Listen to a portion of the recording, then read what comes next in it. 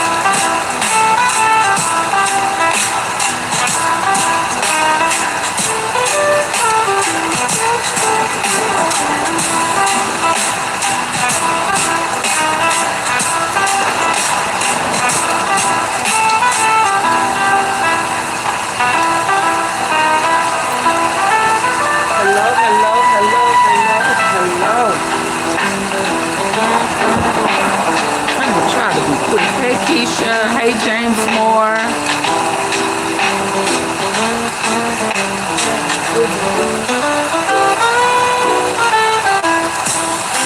I don't know why I wait so late.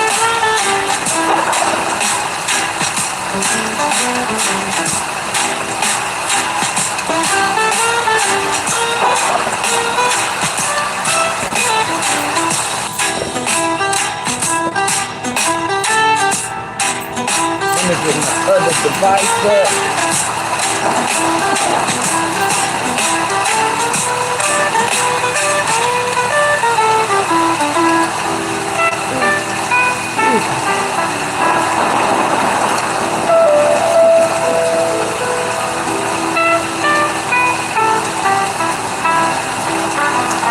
Yeah, NLE, hey Jermaine. NLE Chopper,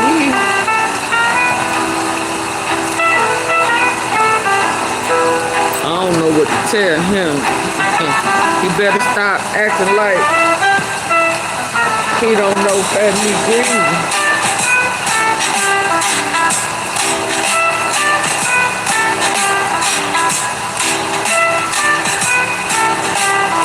Y'all, go hit the like button on my last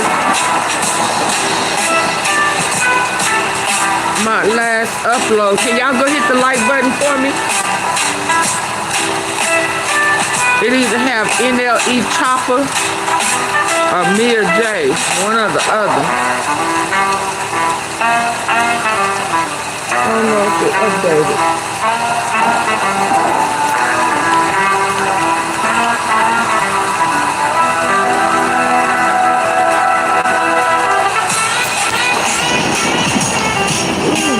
That little thunderstorm.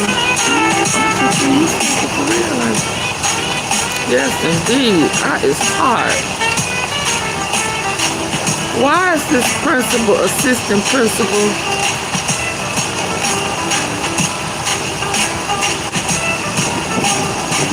Lord, what is going on with these people? Don't he know they gonna tag his ass in jail? Did I make it go out?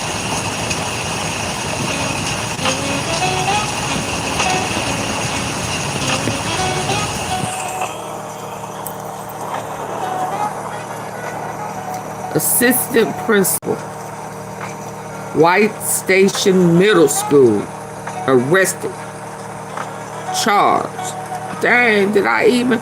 Hey, Max Boogie. I don't even think I put no title in here, did I? Dang. My two sippers they just come on in. Thank you, Jermaine, for the flowers. I'm just not seeing it. Thank you, Max, for the floating hearts. I ain't put no title or nothing.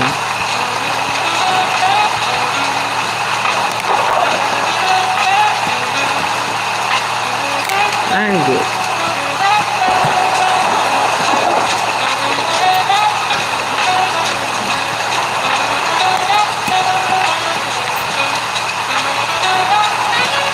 Assistant Principal. And we wondering how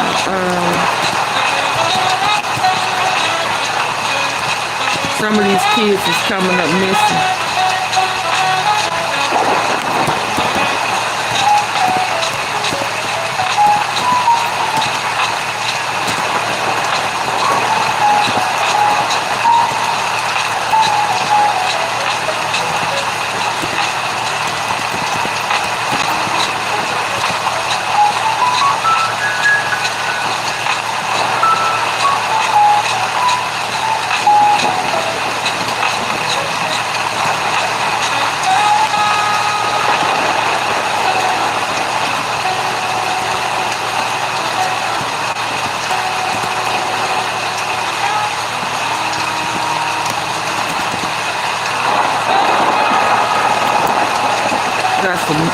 Tennessee or Memphis, 6 or 7 of them arrested.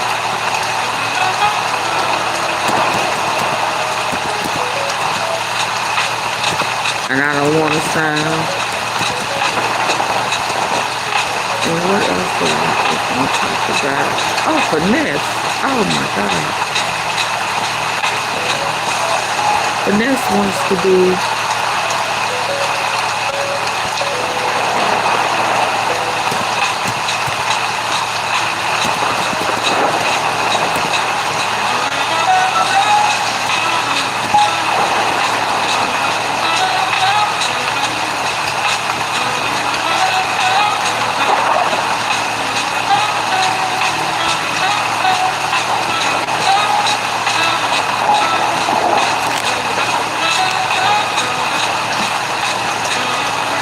I didn't have no title. I'm just now realizing that I didn't put it in.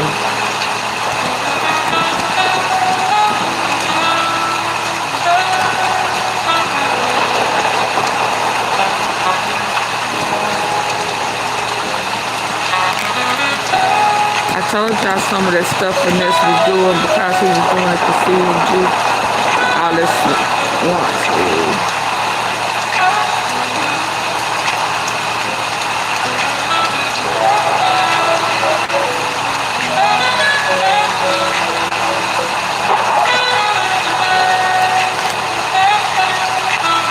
Okay, there we go. I'm sorry. Hey, Kamika. I am so sorry. I did not have no title. But there we go now. So we got the nasty ass principal. We got some police, 6 or 7 of them arrested. We caught Finesse saying he wants to leave mob ties.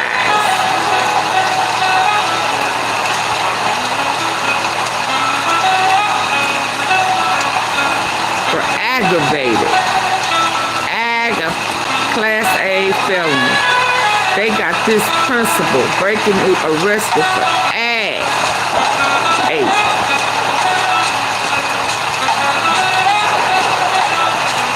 Can't make me believe this the first time he done this. Marcus Matthew. Where y'all talking about it at? I want to hear what y'all got to say. I want the details.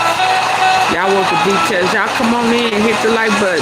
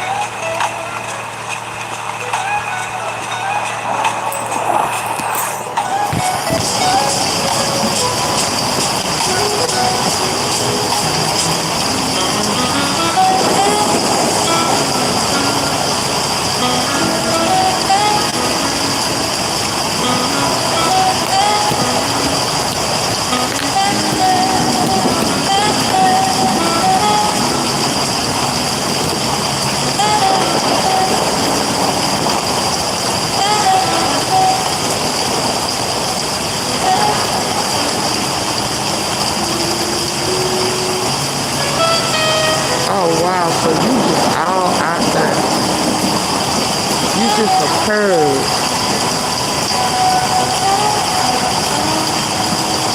Oh, he gets a whole purge.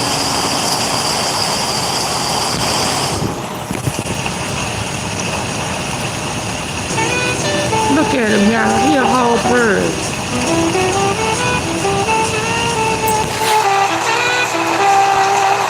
Congratulations to my friend and mentor. You a whole purge.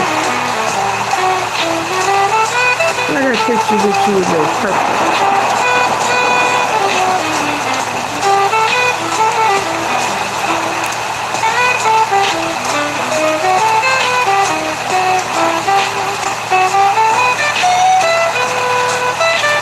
Oh, you a cute dog. Oh, wow. You a whole cute. So you a bow wow wow, yippee yo, yippee yay.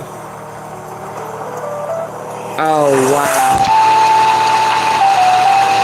Oh, he a cute, y'all. He a principal.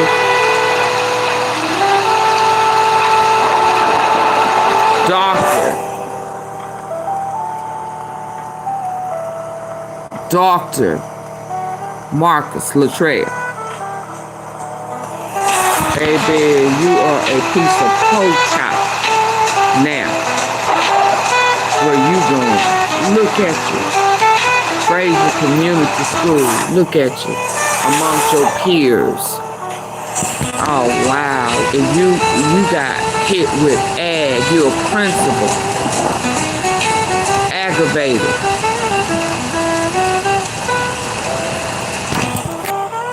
He said he's the master of my faith, the captain of. Also, you your own God. You God. Oh, okay. Yeah. You still behind bars? You breaking news now. So how you feeling now? Aggravated?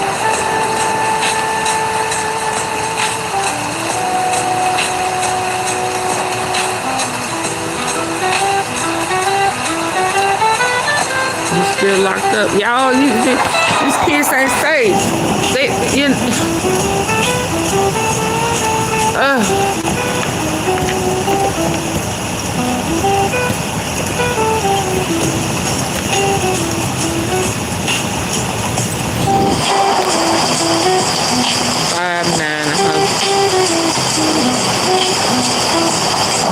$100,000 bond. So he has alias. He goes by Martin and Marcus. So you a whole big old freak. So you be online with alias names. He assistant principal, y'all.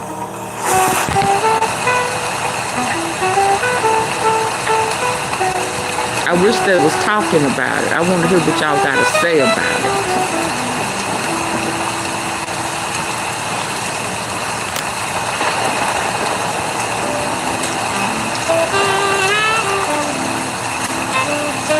You got to do whole background checks on the principal.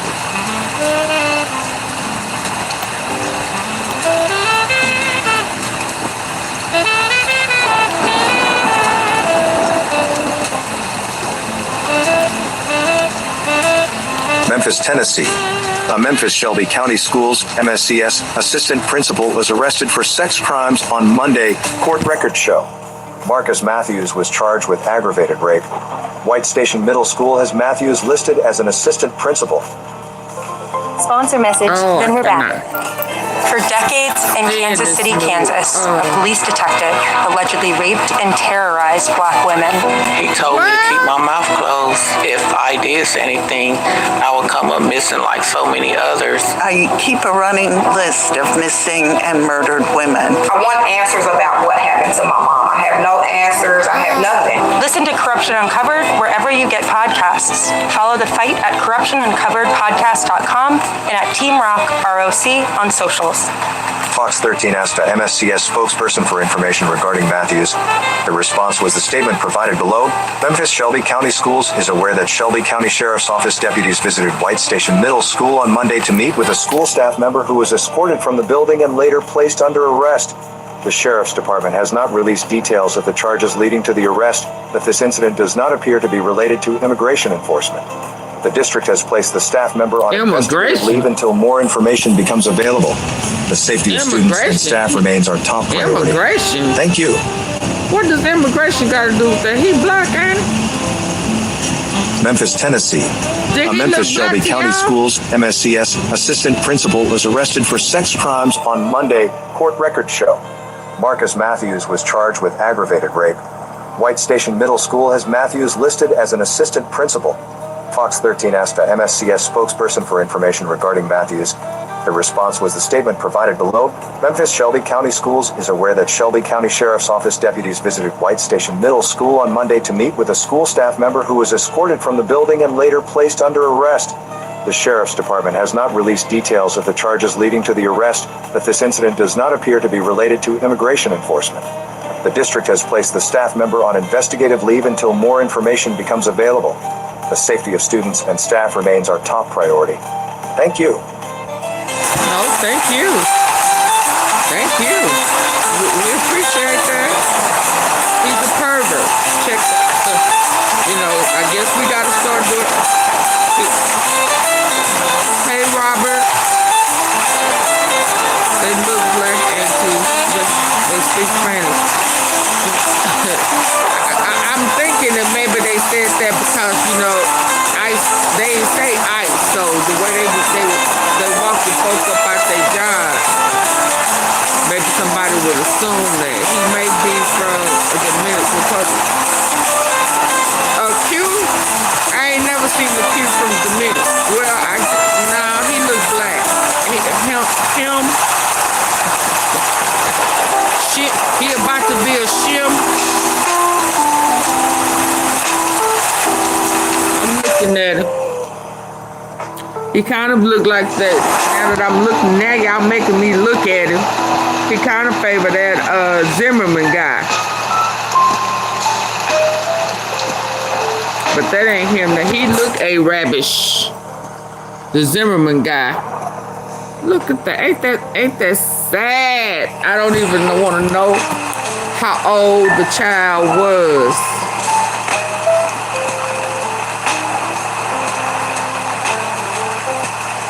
What you mean I am not the father? What?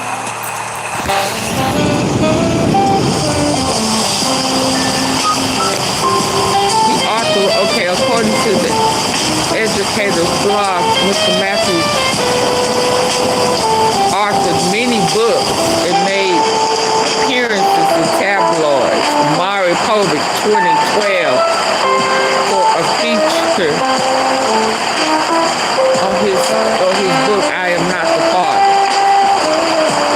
Something wrong with him. I don't have time to play with him tonight. But y'all know I'm gonna be on that ass in the morning. Especially with all that traffic and stuff. Let me get can't handle a real woman. No, he gotta get. I don't even want to think that it was a junior high school student that he pulled this stump with. I just.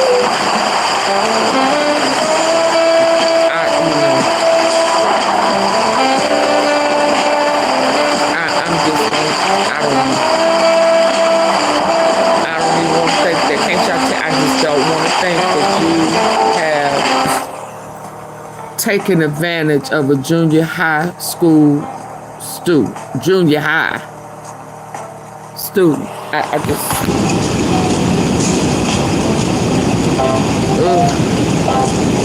Some of the stunts these people do will bring out the violence in any and everybody. I don't know how to process that. So listen, earlier I had some things. Stop playing. Hey, stop playing. Stop playing. This man was playing with kids. He's playing with the babies. he finna find himself in somebody's jail, prison. He a whole cute dog. You know, bouncing around, you know, doing that leg and walking. I know it ain't the whole Omegas, but it's just.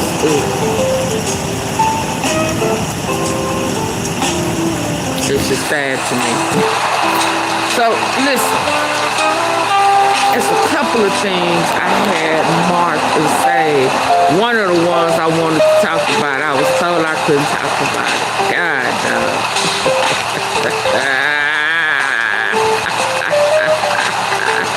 I had it marked. I had it already over to. It's next to the last thing I had. I got you. I'm going to talk about your fatness. Talk about your fatness. Fatness, I told y'all a long time ago that old Fatness was doing some stuff because he wanted to be down with God. He was luring them people in, trying to set them up. That's why his ass may be on his way, probably on his way back to jail. But that man, that other guy, who did make that, I don't know what to call it, old Mississippi college student disappear. So he thought he had that mistrial. His ass is back on the line. He's back in jail.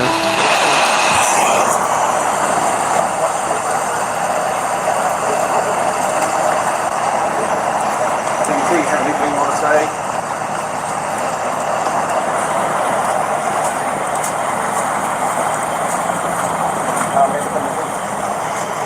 To Kevin Horan.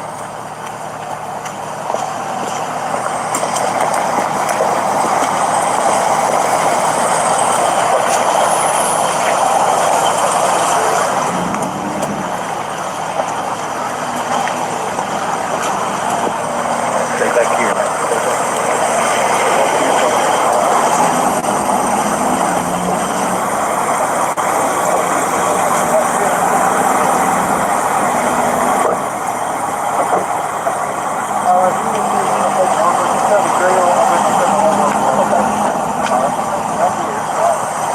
He thought he was off. Okay, y'all want to move out of the way.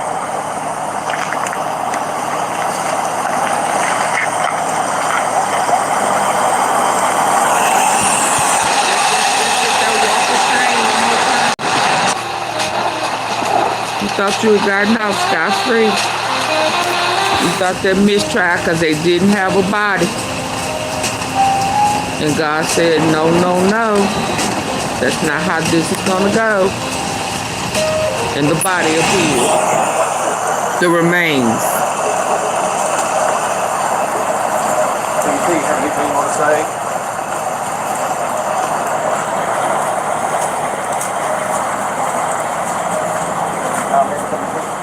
He back in jail after being, he was re-indicted for the capital murder of Jimmy J. Lee.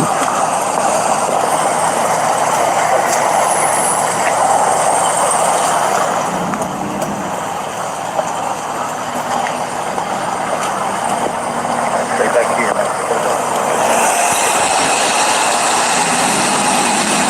So we going back to trial.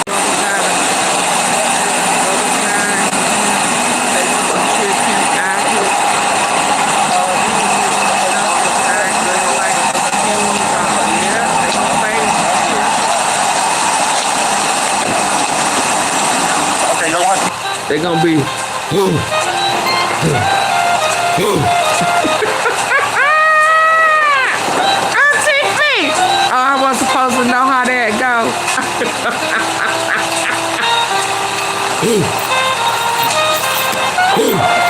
They're gonna be all up in his ass.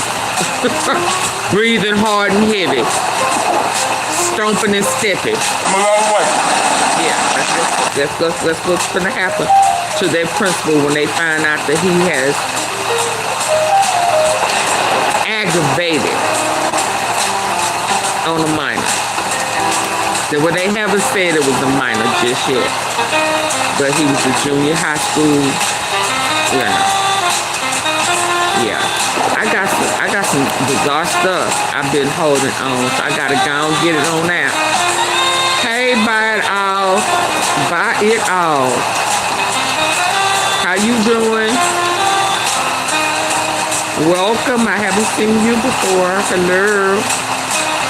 Hello.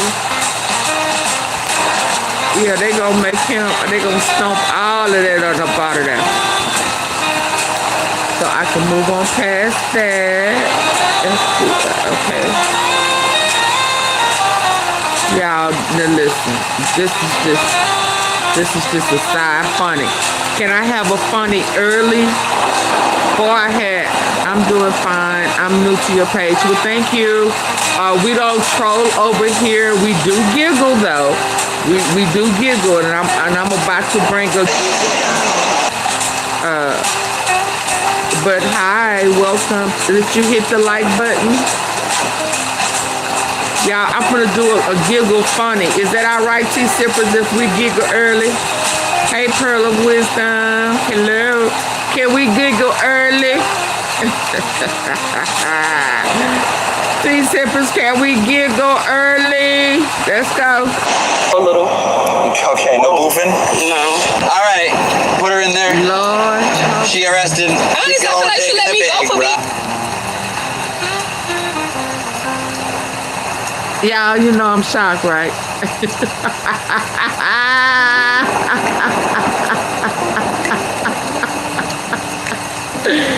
AunTeaFee, you been sitting on that all day. Stop playing.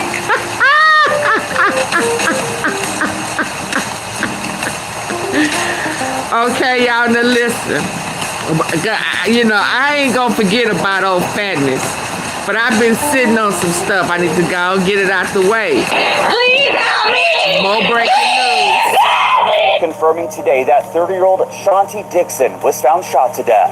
Just next to the dead-end road where she was found on is where Dixon lived. She just moved over here. It seemed like a pretty good Confirmed woman. killed by what? She was with her kids and her little dog. She had a cute little dog. INPD arresting 29-year-old Francisco Valadez for allegedly killing Dixon. Police say he was her rideshare driver and picked her up around 3:30 in the morning to take her home. It's becoming a pattern, y'all. That shouldn't happen to anybody, regardless of whatever you doing, whoever you are, wherever. That shouldn't happen to anybody. And I feel bad for her kids. I feel real bad for her kids, because now they don't have a mother. While the chief wouldn't say what rideshare app Valadez was working for, according to court documents, he was working for Uber the night he allegedly killed Dixon. In a statement from Uber, they say Valadez has since been banned from driving for the company and that they will assist INPD with their investigation. Women, you have a right to exist in this community safely, and you have a right to use these rideshares safely. Trust yourself. And while police say rideshare apps are typically safe to use, they recommend doing things like making sure the driver in the car matches what it says on the app. Share your ride with people you know, and if something doesn't feel right, ask the driver to pull over and get out. Please help me! Please help me! Please help me! Confirming today that this is becoming a problem. So, you know, when I'm out of town, I be like, what's your name? What's my name? I make them tell me my name. What's my name? Yeah. And I told y'all, a guy that drives for Uber or Lyft says always, before you close the door, let the window down, then close the door and open it, to make sure that the child safety lock is not on. Yeah. And if you can, leave the window cracked so that you can always reach out and grab it. But sometimes it's too cold, sometimes it may be too hot, you know, but make sure you check to make sure the child safety lock is not on. And always leave your door unlocked. I've seen them put it on baby. Oh, you talking about all that drugs? I ain't never seen it in the wig, Jermaine. You better, I have a mace. Get you some mace, yep. I got mace. I got a piece and a knife. Y'all know I got a knife. And you know, I'm a well-rounded woman. So mine can fit in my bra.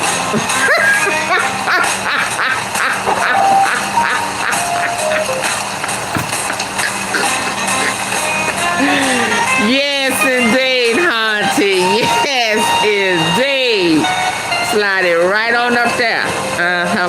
Pat it. Make sure it's that right there, right there. Yes, indeed. Okay. Okay. What is this?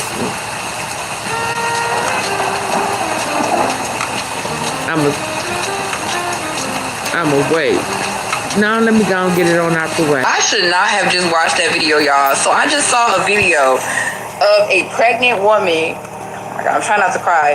That got jumped at her own baby shower. And I'm talking about this was a surprise baby shower that her so-called friends had threw for her. And she lost her baby, y'all. The baby did not make it.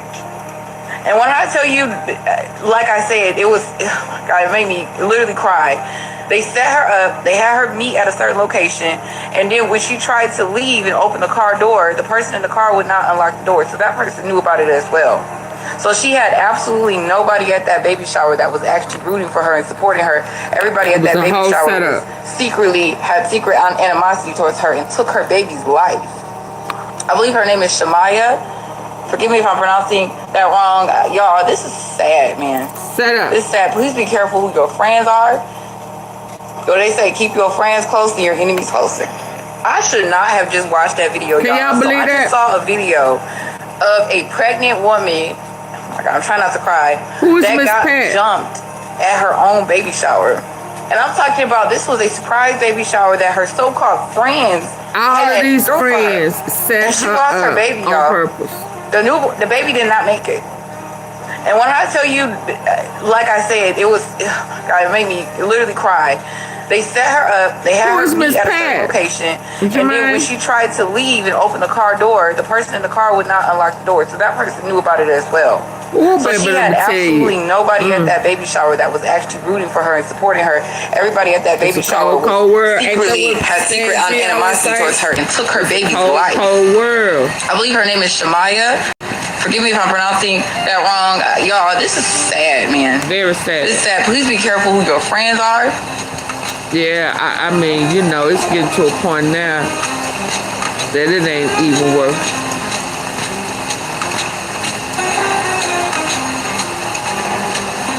I don't want to say it ain't worth having friends, but Lord have mercy. I've been sitting on this for a while. That one I probably need to, because that's a longer one. Hold on, y'all. Hold on, let's hear this. Y'all with me? Let's go.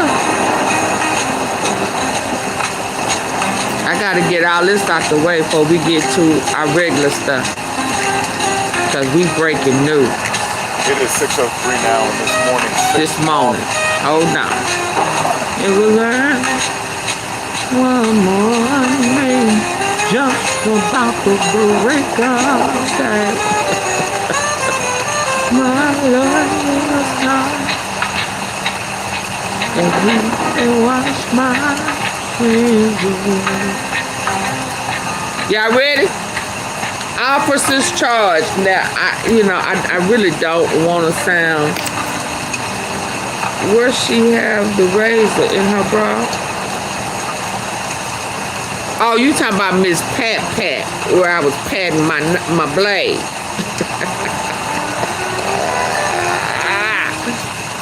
Now, I don't want to sound, racist or prejudiced, but, I'm happy in this case that it wasn't none of my brothers or sisters. But 6 officers charged after beating. So I can't be biased and not report the dirty cops, can I? I gotta report all the dirty cops. Right? Right? Let's go. Now, and this morning, 6 lawmen from West Tennessee out of jail. They have been indicted for beating a murder suspect. And you're looking at pictures of 5 of them there on the screen. So the indictment stemmed from the arrest of Jackson Hopper, the man accused of killing his ex-girlfriend at a breast cancer walk at Shelby Farms. Fox 13 Sheila O'Connor joining us live now from the Shelby County. These officers were indicted. Here, Ernie, these officers have been charged stemming from the arrest of Hopper. They're accused of beating him as they took him into custody.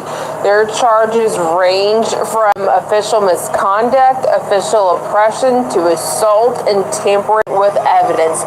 Let's show you those officers once again. Fox, the good old boys. 5 of the 6 officers Samuel, indicted: and Ryan Lane and Benjamin Stanifer. They're from the Lauderdale County Sheriff's Office. Dakota Wilkerson, Samuel Chastain, and Matthew Lawler. They're from the Tipton County Sheriff's Office.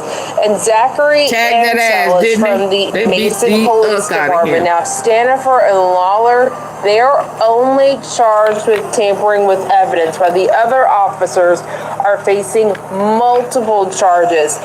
Now let's show you video of Jackson Hopper during his first court appearance after being arrested back in October. You can see from this video in his mugshot, he has a black eye and he also has bruises. Now, the TBI initially investigated claims of excessive force in Hopper's arrest.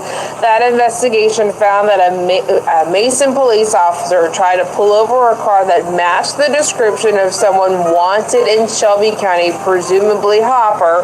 The driver refused to stop, though, and a chase began. The officers are accused of beating Hopper along Highway 51 in Dyer County after a chase that spanned 3 counties. The Dyer County Sheriff's Office says Hopper tried to run over a deputy who was setting up spike strips before the incident involving the 6 officers. A statement from Lauderdale County that Fox 13 received from the Sheriff Brian Kelly says that the Sheriff's Office had already completed an internal investigation, saying in part, the investigation determined that departmental policy violations occurred and the officers received significant disciplinary action, but no evidence warranting criminal prosecution. I support all the officers who put their lives on the line against an impossible situation. We also got a statement from Tipton County Sheriff Shannon Beasley. This reads in part, I'm in disbelief and saddened to hear this news. These men acted courageously and without hesitation or reservation, put themselves in harm's way in the pursuit of justice while pursuing a violent murder suspect. Now, you can read their full statements as well as a statement from the Dyer County Sheriff's Office on our website, fox13memphis.com. Like we mentioned, all 6 of these officers have already been released from jail. They posted bond last night. Hopper, however, still here at 201 Poplar, being held without bond. Would imagine members of law enforcement probably surprised by these indictments, but they have happened. Sheila O'Connor live for us downtown. Tennessee been having to arrest a whole bunch of police officers, ain't they? Here lately. Maintaining? Right? You know, they're not discriminating. I see. They're getting all the races, all the, you know, black, white, you know, Hispanic, and you know, that didn't sound right, so I had to clear that up. You know what I mean? Big meat snitch allegations. Yeah.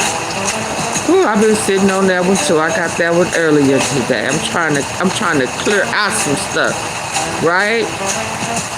6 law. Oh, okay, that's it. 4 hours ago. What you need to know about the approach by, if you approach by ICE, no.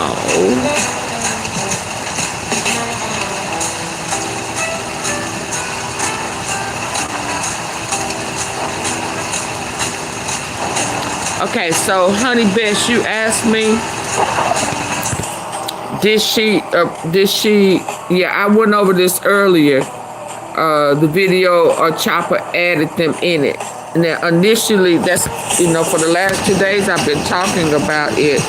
Initially, she wrote that statement, and she initially agreed to collaborate with NLE Chopper on the song and incorporating the Black Men Deserve to Grow Old. What she did not agree upon is for the collab with Tasha Mack, her brother in the MEMPHIS, on behalf of Big Jew. You know, now I'm telling you, NLE Chopper, he's stirring up dirt, some dust, fooling with folks. Hey Macy, he's stirring the pot, fooling with Dolph, PREWLE, anything associated with the E, with this situation, and putting juke out there in there. Yeah, you know, he putting the target on his back. Now, I know if I said this the other day, now I know if I am bright enough to see that, I know that NLE, you know, he feel that heat. Hello there. Hold on. What y'all eating today for the soup? Feeling that heat in the streets. Now he trying to ease the video out. He done, you know, the video now, I'm seeing a couple of them. He is supposed to did a new version of it. I don't know, but that old version is still out there, and it's gonna come back to bite you. It's gonna come back to bite you. Silly rabbit. Tricks up for kids. Cause folks done.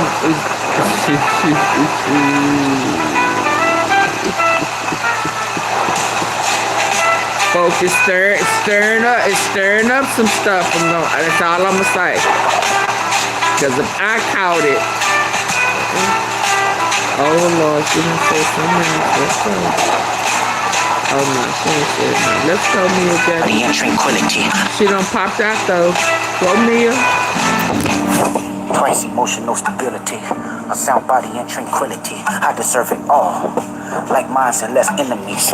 Stock investments, more entity. Shout out to Mia J. She is not playing with y'all. She ain't playing. She did not agree upon that. She agrees that black men deserve to grow old, but she did not agree to do no collab with Big Jew in his hoes and baby. Oh Lord. AunTeaFee, did you call this woman a hoe?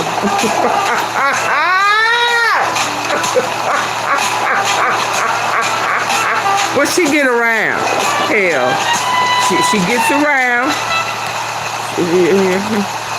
We ain't gonna act like she get around. Don't get around. Hell, Kamisha White get around too. That's. I was supposed to say that.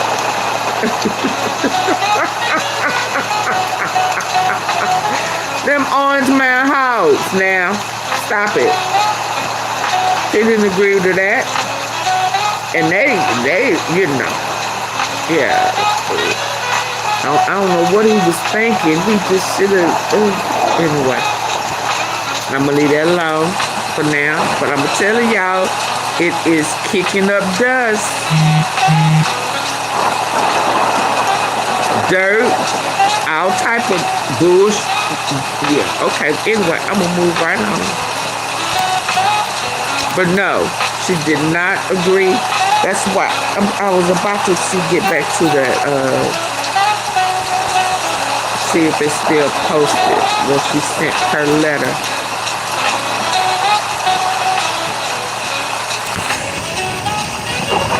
Saying that she did not agree upon that. She was tricked, manipulated.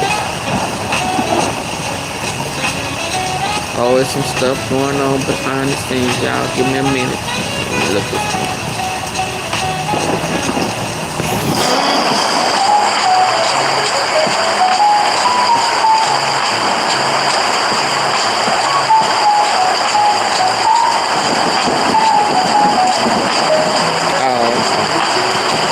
Okay, so what else I got? What else I got for y'all?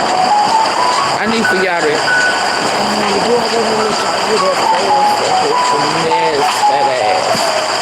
Y'all want to hear...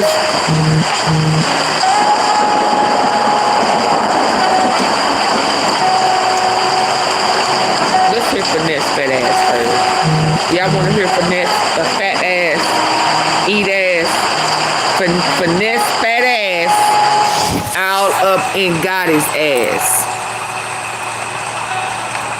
Yeah, that is cray cray, but it's gonna be even more cray cray.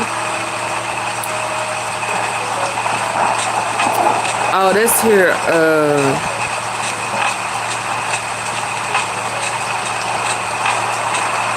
Mama Duck.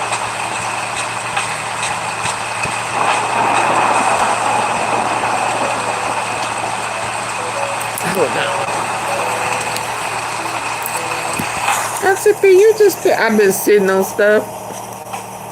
Just sitting on it. 2 months later, and it ain't had shit to do with us. And the person that killed him is out, ain't even charged. How you think them people feel? I sit and look at that video of that boy being the main mother that got out the car and shot my son. Muwa was the first mother that hopped out and killed him. Then 3 months later, I got to see him carry Vaughn. He going through enough shit. That man in there probably losing his mind. And that's what blows me, because it ain't no winners. I said it right after no winners, y'all. I say this shit gonna go down like Biggie and Paul. Because somebody gonna kill that man. And it wasn't even 6 months, it was 3. The fact that his daughter ran up to me like she beat me, gave me divine intervention, like, it gotta stop. Because that man, I don't care how evil the world thought he was and what he portrayed and how he was, he still had people that loved him. For sure. And he ain't committed to sin that God wouldn't have forgave him for. So that's why people can't stand me. That baby got killed 2-3 months later, and it ain't had shit to do with us.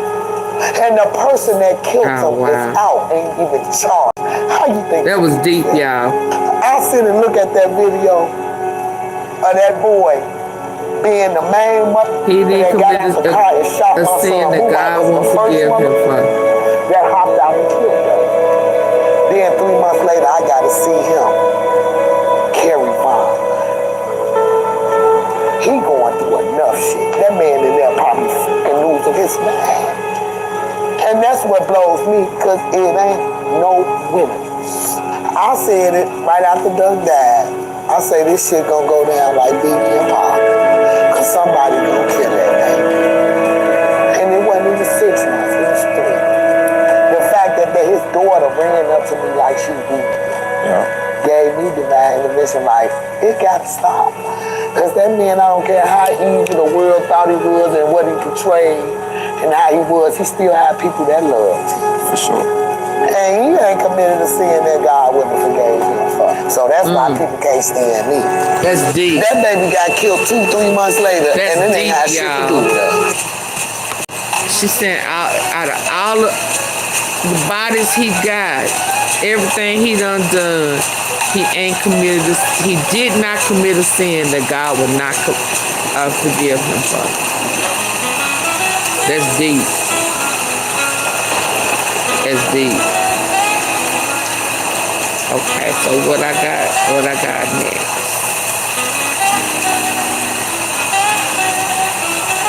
For all you people on the computer. What's the process to get records from Instagram? Sure. So, In order to get the records from Instagram, there is a law enforcement portal for which law enforcement can request a preservation of an account. So that means that any data that is currently active or posted on that account will be preserved by the parent company, Meta, and even if it is deleted off of the page of that user, if there is a preservation request in place, that data will be kept. It might not be present on the user's interface if it's deleted for others to see, but the company keeps it. What's the process to get records from Instagram? FYI. So, in order to get the records from Instagram, there is a law enforcement portal. If they have a portal for which law enforcement can request a preservation of an account. So preservation of an account. Data that is currently active or posted on that account will be preserved by the parent company. Just FYI. And even if it is deleted off of the page of that user, if there's a preservation request in place, that data will be kept. It might not be present on the user's interface if it's deleted for others to see, but the company keeps it. What's the process to get records FYI. Watch what you say to folks. Okay.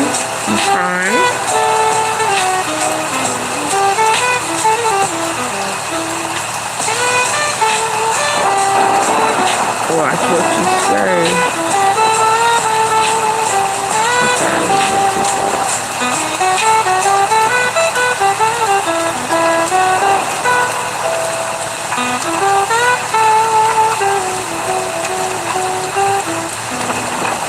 Oh, there it goes. I don't want to hear. I thought it had the letter. No, that ain't the letter. Y'all still with me? Sea Sippers, are you with me?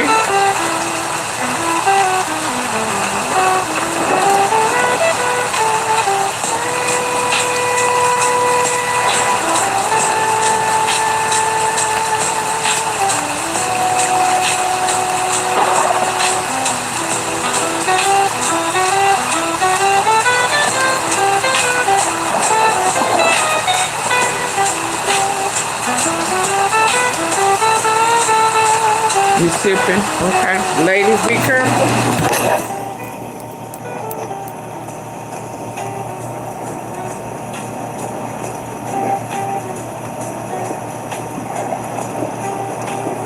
We got to do better with choosing our fellas. Look.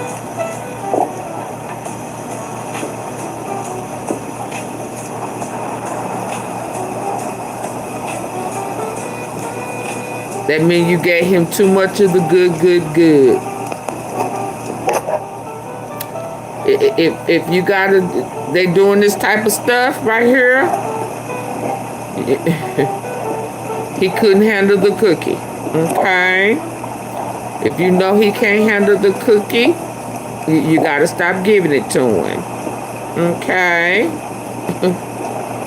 Okay? Everybody can't handle good cookies.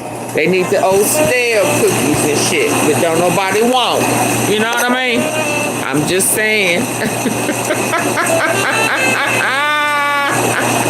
They said that was in Bartlett, Tennessee. Says this video footage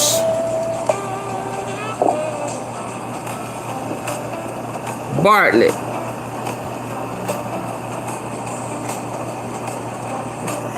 All up under the car at night. You know that old saying, he be looking for you in the daylight with a flashlight. Hey, Vicky. That's that type of dude. He gonna be looking for you in the daylight with a flashlight, baby. He cannot handle the cookies that you're giving. Okay? Stop putting your hips in it.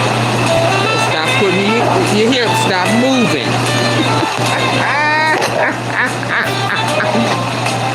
What he do? He put a tracker.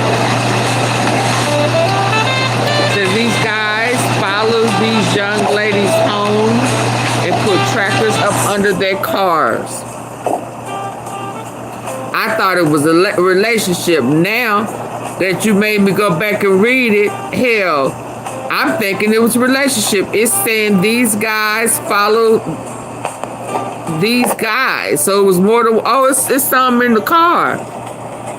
Yeah, it's another guy in the car. These guys followed a young lady home and put a tracker up under her car. See, I'll be thinking somebody don't put a hit on her. I didn't realize it was more than one guy.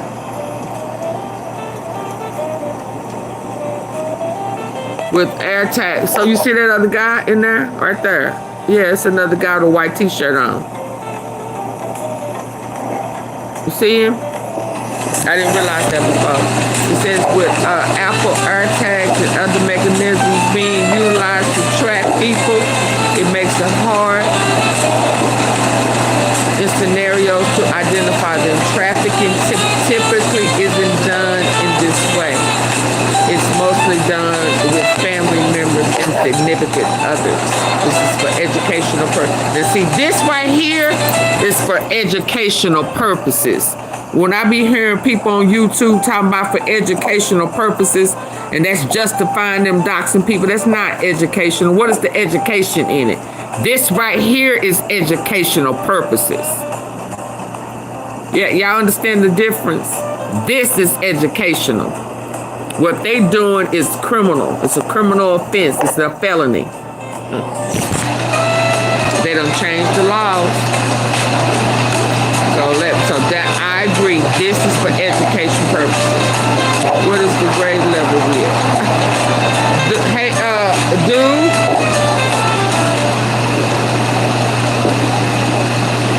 What you mean, y'all, Lord? Why, little dude? How tall are you?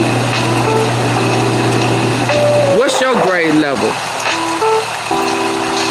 Everything about you sound little. You play too much. You play too much. Oh, here you go, baby. Honey Bess. Here it is, right here. Honey Bess, you still here? Here's where she said that she did initially agree upon it. Wait a minute. Yeah.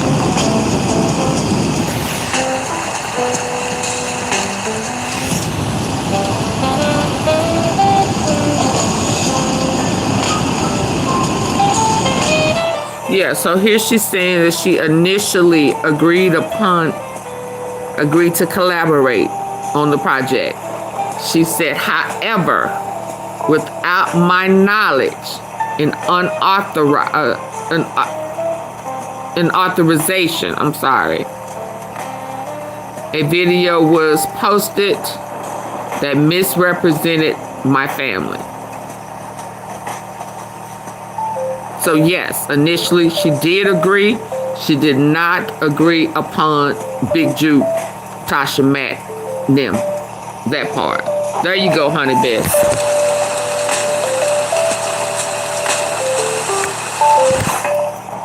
You may want to snap it so you can read it in its entirety. I don't condone false representation or misleading imagery. Right there. Yeah, because when he had that up there by that pole or whatever with Trey, it made it seem like they was right there by each other, like they was all there together, you know. All of that.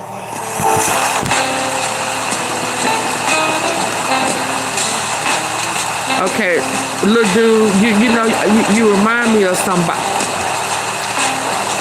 Listen, I've told you before, I don't troll over here. I don't troll over here, and I think I know who you are. Yeah.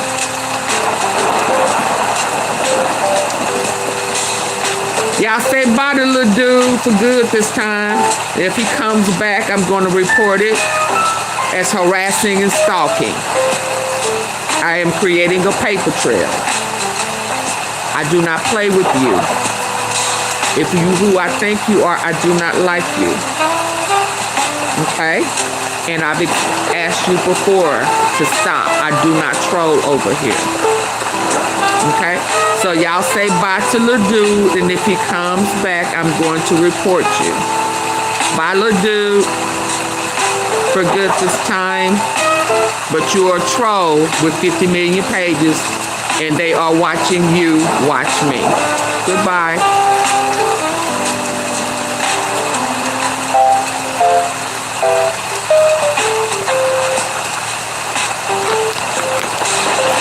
Okay, back to regular programming.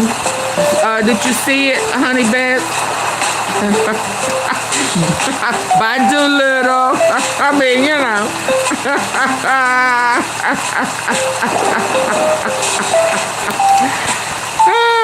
Okay, so let's go on over to fatness. Oh yeah, this guy, I love his sound. Let's check him out.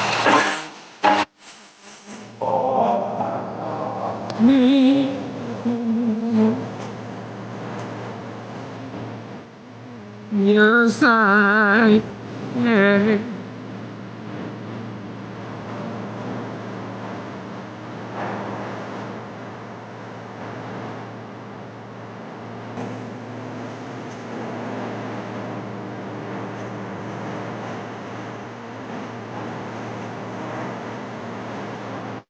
Yeah, could have been dead and gone. Oh, let me live on. Yes. Yeah. A lot of us are. I'm still alive. I don't know who that's for. I'm still alive. I'm still alive. I'm still alive. We're still alive. We're still alive. Yeah. Starting on my way.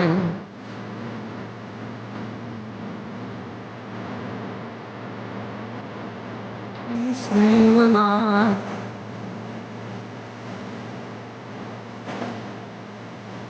Yeah. Somebody needed that. Yes. Yeah. I'm gonna be by your side. Yeah.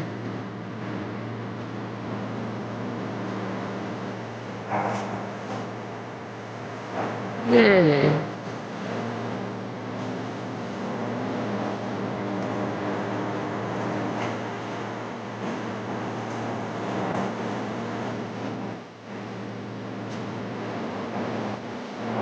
Yes.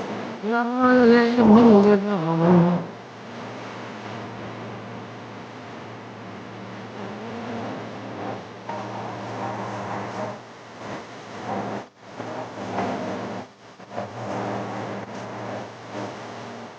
He's still alive.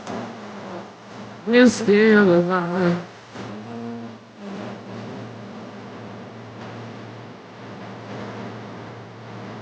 He said I could see the light.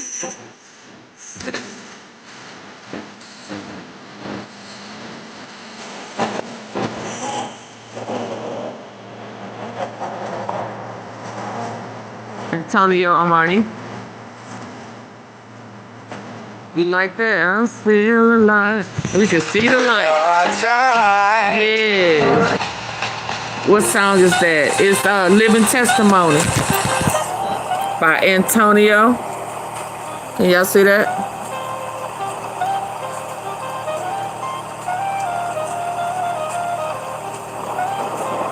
Yeah, we needed that, didn't we? I love his voice. He sounds like Jacob Banks. I'm gonna have to check him out. I'm gonna have to check out Jacob. I'm still alive. He got a whole bunch of country stuff though. But I do like that. I've been sitting over here with some stuff for y'all. I was supposed to play that Sunday. See, it's been there since Sunday. Y'all see that? Yeah. Y'all like that? I'm still alive. Okay. Let's go. Okay, I got one more. Y'all know old girl showed her cootie. Y'all know she showed her monkey. Y'all know she showed her meow. Did y'all know that?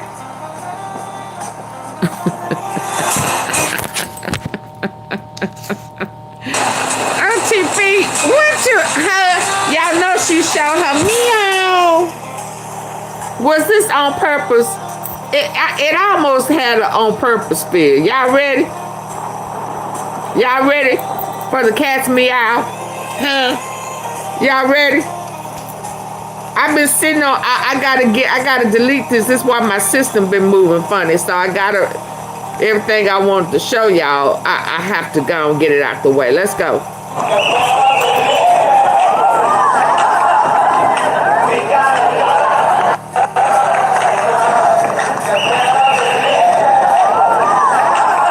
How she forget? That was on purpose, wasn't it, y'all?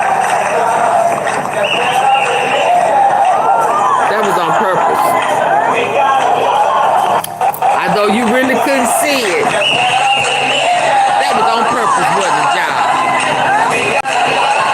Tiana trying to do a Marilyn Monroe, a Betty Boo in the Isle of You, went humping up and down. Oh, that ain't what they said. AunTeaFee, that is not what they said. They didn't go humping up and down. Betty Boo in the alley-oo. They didn't go humping. Well, hell, if she's showing her cootie like that, that's what she's trying to do. She wants somebody to come do something. I almost...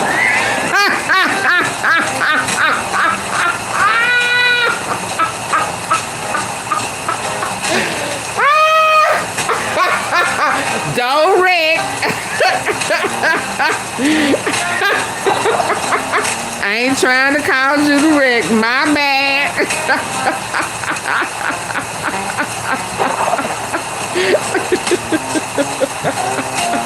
Y'all know I ain't rap too tight. Now, fatness. You done went got your hair curly. You done went got your pin curls and shit. You little nasty self, no drawers on. Yeah, she trying to get us on. You know. Ooh, boo boo, boo boo. I wanna be up by you. You know. Boo boo, boo boo. That, you know. All that, you know, Marilyn Monroe shit. You know. AunTeaFee, did you say I want to be up by you? What did you? That ain't what that lady said. Oh, that ain't what she said.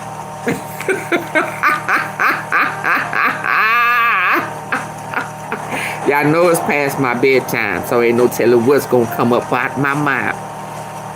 That ain't what she said. She wasn't telling the president, I wanna be up by you. Boop boop be doo. That's what she was doing. That's what she was you know.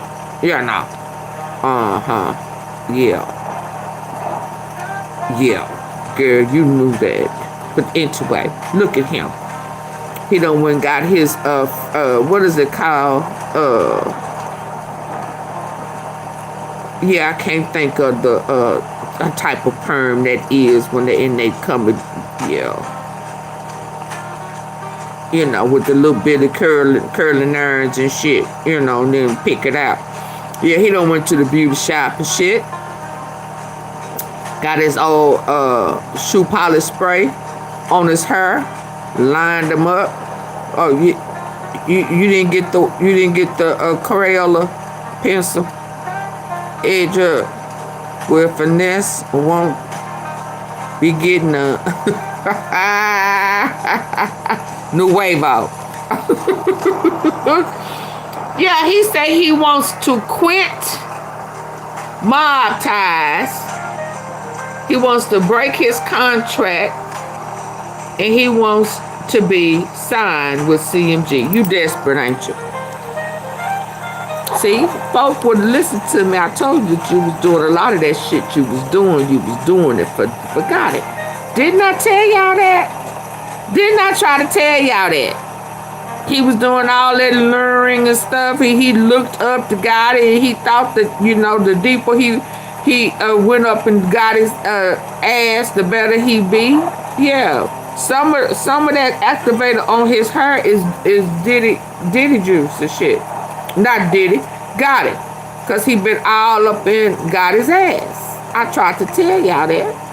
He was doing a lot of that luring, trying to get people caught up and tripped up and shit for CMG. He getting that baloney dog. Crunchy, Jermaine. Crunchy baloney. Crunchy. You know, that Frito, crunched up Frito. Funky Frito baloney. Yeah. But you finna be asking for some grilled cheese sandwiches too. I saw earlier that you've been over there messing with the guy with the red hair, trying to kick up dirt with him. Yeah, look at you. Look at you. I told your mama a long time ago. In one of these lies in my archives, yeah, when she was talking about, leave Ricky alone. Ricky.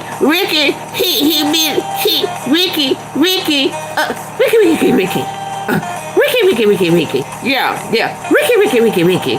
Say what? Ricky. Yeah, Ricky. Yeah, that's your name.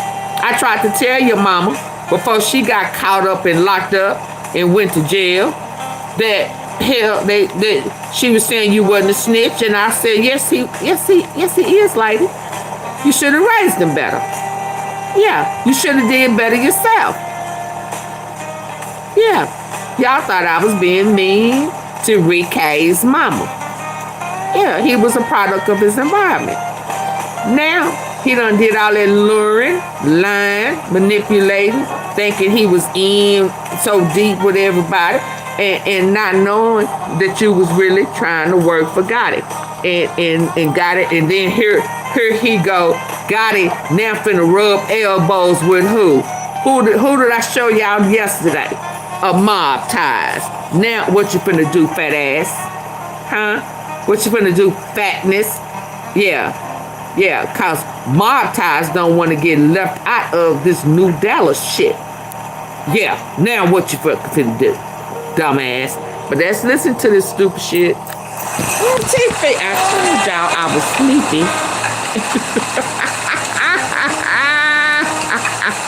It ain't no telling what's gonna come out my mind. That hit different. Yeah, right now today you a sign with Gotti. Everybody on scene. Right now today, FINESSE2 times a sign with Gotti is what you saying. Nigga, yeah. Like everybody winning. Like he ain't gatekeeping. He let nigga eat and he putting his feet behind that shit. Like he doing what a boss supposed to do. Like I ain't no half stepping with this shit. If you ain't gonna do this shit the whole way, don't get in this shit. You know what I'm saying? Like don't be 1 foot in, 1 foot out with this shit. You know what I'm saying? Like I'm sure bro treat this shit like the dope game. He investing everything he got into this shit, and that's what real bosses do. That hit different. Yeah, everybody. Right now today you a sign with Gotti. Everybody on scene. Right now today, FINESSE2 times a sign with Gotti is what you saying. Nigga, yeah. Like everybody winning. Like he ain't gatekeeping. He said nigga. Yeah. He leaning all back and shit. He all chilling, comfortable, talking about another nigga. Yeah, I want to work for him. I want him to be my big daddy, cause he really is a boss. Nigga, I thought you was a boss.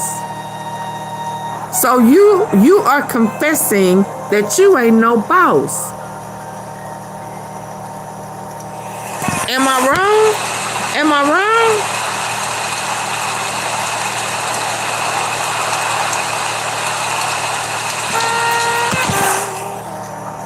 Finesse ain't no boss, y'all. Give my likes up. He ain't no boss. He needs to fix that That eyeliner.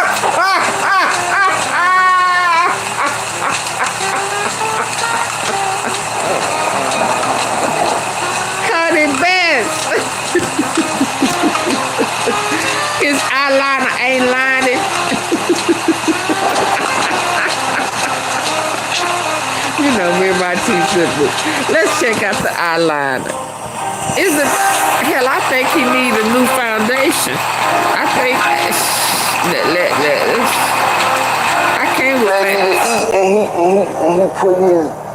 he putting his feet behind this shit. Like he doing what a boss supposed to do. Like I ain't no half stepping with this shit. If you ain't gonna do this. Gotti got this fool scratching his head.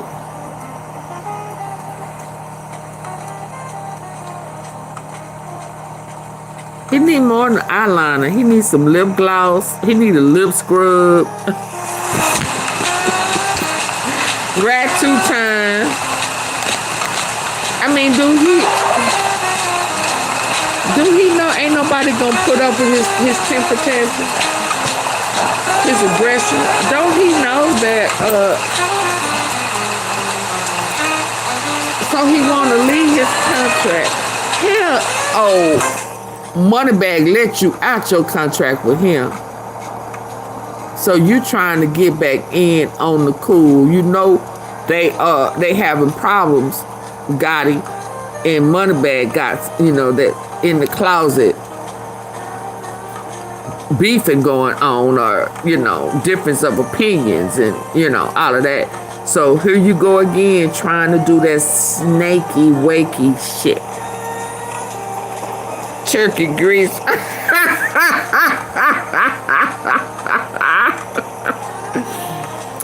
That booty butter for the lips, girl. It's booty butter, not body butter. Not a lip balm. Is booty butter juice. Yeah. Cause he all up in that ass, ain't he? Scratching your head. This shit the whole way. Don't get in this shit. You know what I'm saying? Like, don't be 1 foot in, 1 foot out with this shit. You know what I'm saying? Like, I'm sure bro treat this shit like you sure. You sure that's how he doing it. You don't even know. You don't even know. You ain't done no research. You just thirsty. Your money funny. And you looking for the easiest way out. Don't nobody wanna fuck with you. They don't want to what? They don't want to fuck with you. Everybody know you a snitch, but everybody but your mama. Yeah, because she know too. She just don't want to admit it. She choosing a side.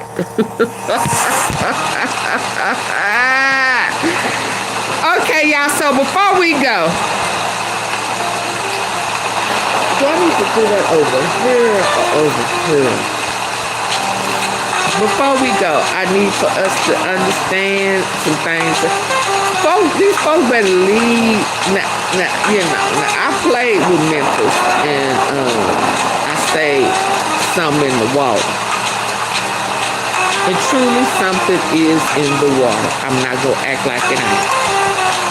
But I don't know why they thinking that it is gravy.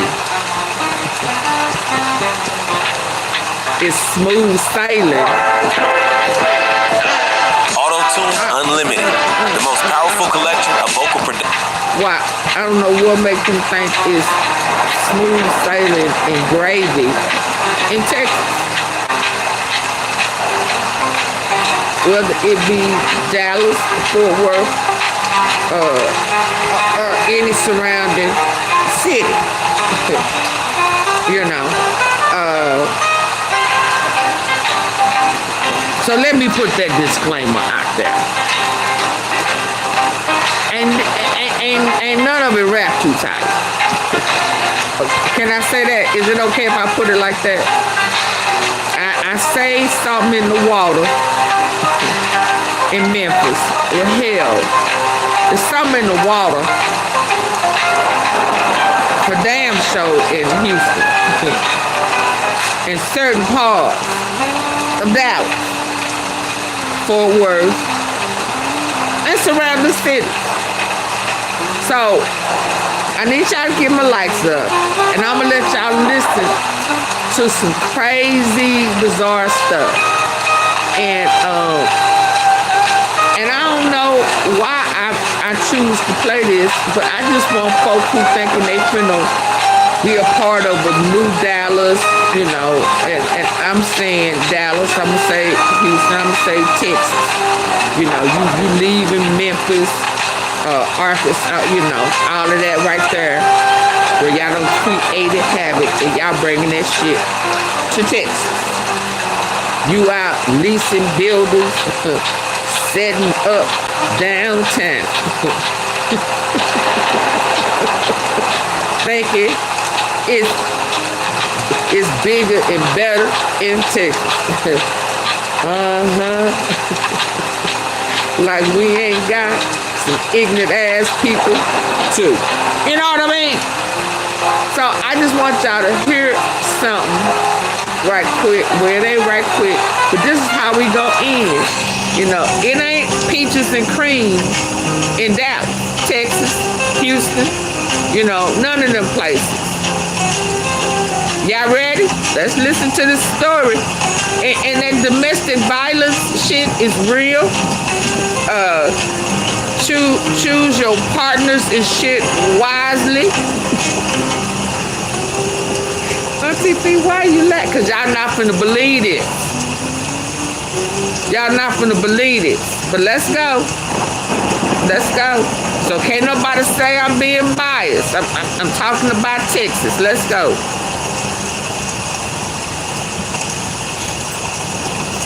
The scent of grilled meat filled the Texas air, luring hungry customers to Bennett's Smokehouse and Grill, a family-owned restaurant with a burger so mouth-watering that people traveled across state lines just to get a taste. Folk always crossing state lines. The sizzling griddles and secret spice blends was something far more disturbing.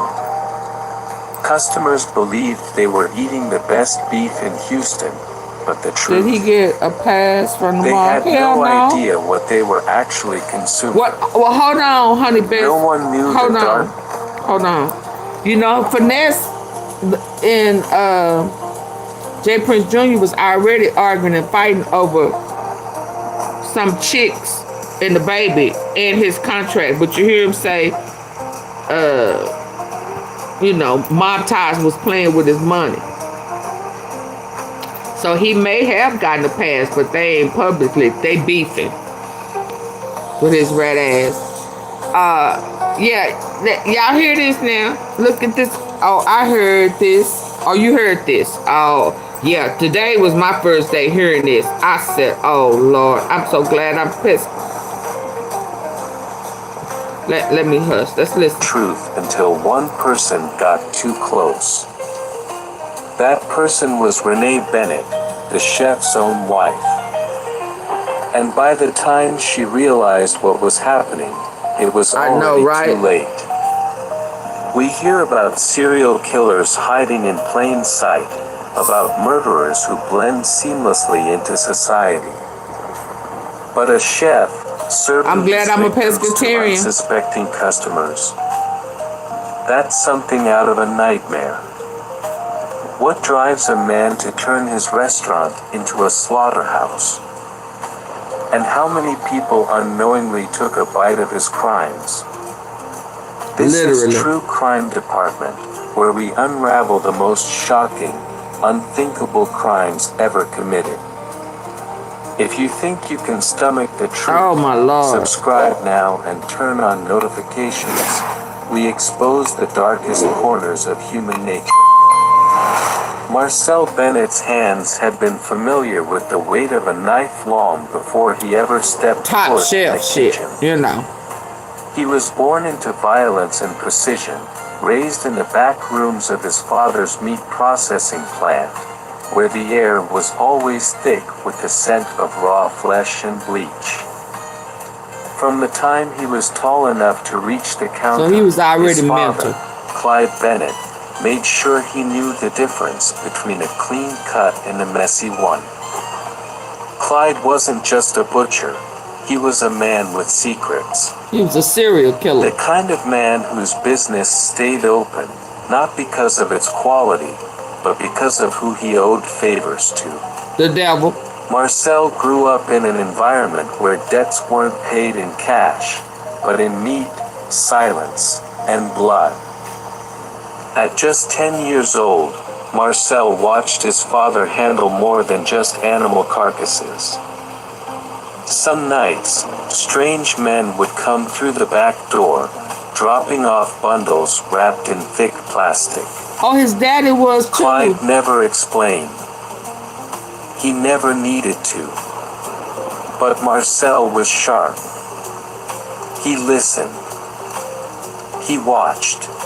Oh, his daddy? And he understood. By the time Marcel was a teenager, he could disassemble an entire animal with surgical precision. He knew pressure points, how to bleed a body properly, how to make cuts that left little evidence behind. His father always told him, a butcher and a killer aren't so different. The only difference is what's on the chopping block. But then, one night,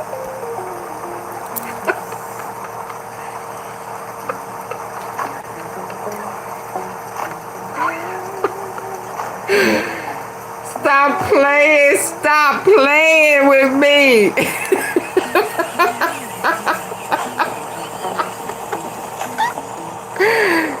I thought, listen, let me say this. I was listening to this while I was at work, so some of this I missed. Did he say he watched his father at an early age? Huh? Damn. Did I just hear him say at an early age he watched his father do some things? So is this a family secret? Stop playing, said, what the hell?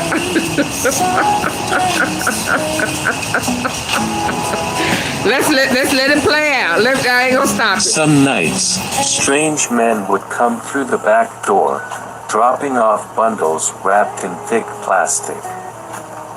Clyde never explained. He never needed to. But Marcel was sharp. He listened. He watched. And he understood. By the time Marcel was a teenager, he could disassemble an entire animal with surgical precision. Not the body. He knew pressure points, how to bleed a body properly, how to make cuts that left little evidence behind. His father always told him, a butcher and a killer aren't so different. The only difference is what's on the chopping block. But then, one night, Clyde Bennett vanished. No body. No explanation. Just gone. The police barely looked into it. Some said Clyde ran off. Others whispered that he finally crossed the wrong man. Marcel never spoke about it. He just took over what was left, his father's knowledge, his money, and his ability to make things disappear. Did he kill his daddy? Instead of reopening the meat plant, Marcel had a bigger vision. With the money left... Y'all wait, I promise I didn't hear this earlier today. His daddy disappeared.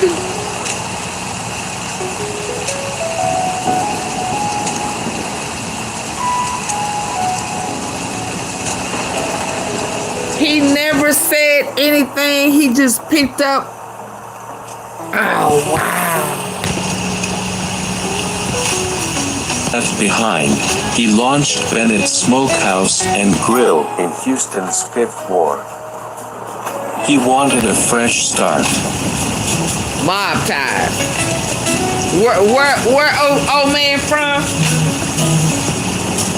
Where mob ties OG from? 5th Ward. Houston. Really crossed the wrong man. Marcel never spoke about it. He just took over what was left, his father's knowledge, his money, and his ability to make things disappear. Instead of reopening the meat plant, Marcel had a bigger vision. With the money left behind, he launched Bennett's Smokehouse and Grill in Houston's Fifth Ward. He wanted a fresh start. A place where he could control his own empire. A place where people would respect him, not just as a butcher, but as a man of power. And it worked. His barbecue was legendary. The kind of meat that made people close their eyes after the first bite. Oh my God. Tender. Juicy. Rich. Customers came from all over, swearing that his burgers had a taste they couldn't find anywhere else. But behind the grill, behind the charm, behind the perfectly seasoned patties, was a secret even darker than his father's. Because Marcel never really left the butchery business. And soon, Houston would find out the true cost of his success. Yeah, he never said nothing about the mom, did he? Renee Bennett had always been drawn to power. It wasn't just about money or success. It was about the way a man carried himself, the way he made others bend to his will without saying a word. That was Marcel Bennett. Did his mom too? I don't know. They met when she was just 21 years old, working as a waitress at a high-end steakhouse in Beautiful Houston. young lady. Back then, Marcel wasn't just another customer. He was a presence. He dressed sharp, spoke smooth, and left tips that made the other waitresses jealous. But it wasn't just his generosity that caught Renee's eye. It was the way people respected him. How the restaurant manager personally came over to greet him. How the kitchen staff seemed to snap to attention when he ordered. How other men, wealthy, powerful men, looked at him like they owed him something. It was intoxicating. Marcel pursued Renee with the same intensity he put into everything else. Within months, he had her on his arm, dressing in designer clothes, eating in the finest restaurants, living a life she never thought she could have. By 23, she was his wife. At first, it was perfect. Marcel made her feel like a queen. Their home was a beautiful, custom-built house just outside the city, decorated with the finest furniture. Top notch. Y'all hit the like button, please.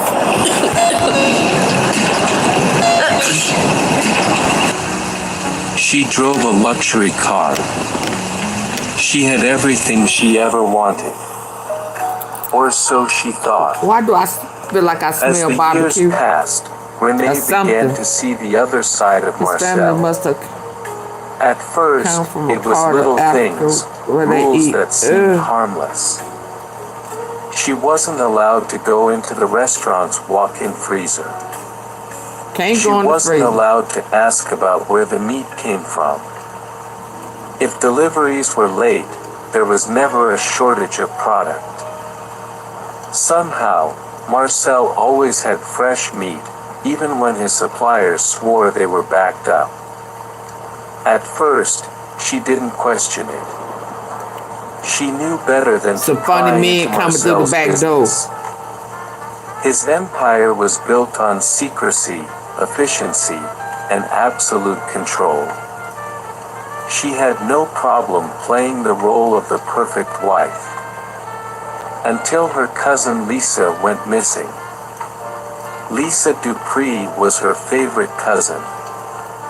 They grew up together, sharing secrets, sneaking out to parties, protecting each other from the world. When Renee married Marcel, Lisa was the only one who saw the warning signs. I don't trust him, Lisa had said one night, swirling her drink at the bar.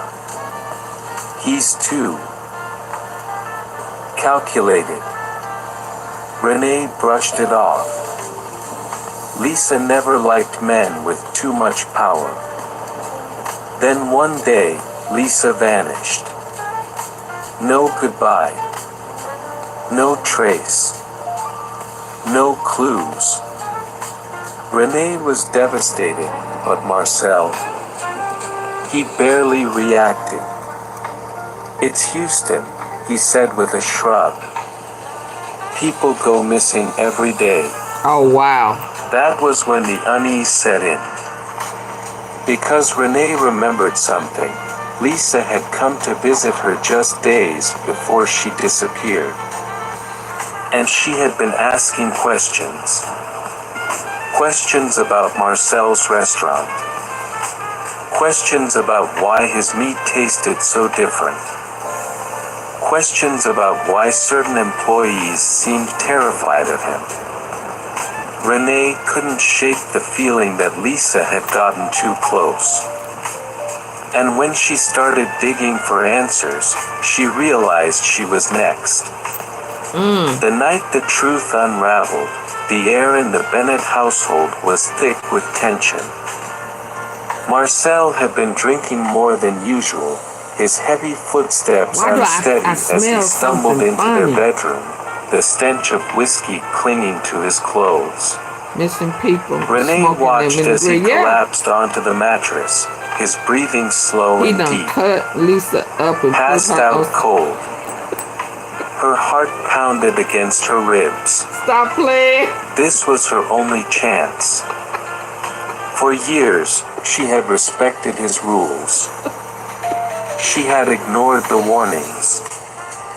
She had looked the other way when things didn't add up. But not anymore. Not after Lisa. I smell something funny. The forbidden door. Barefoot, Renee crept down the hallway, past the grand staircase, and out the back door where Marcel kept the keys to the restaurant.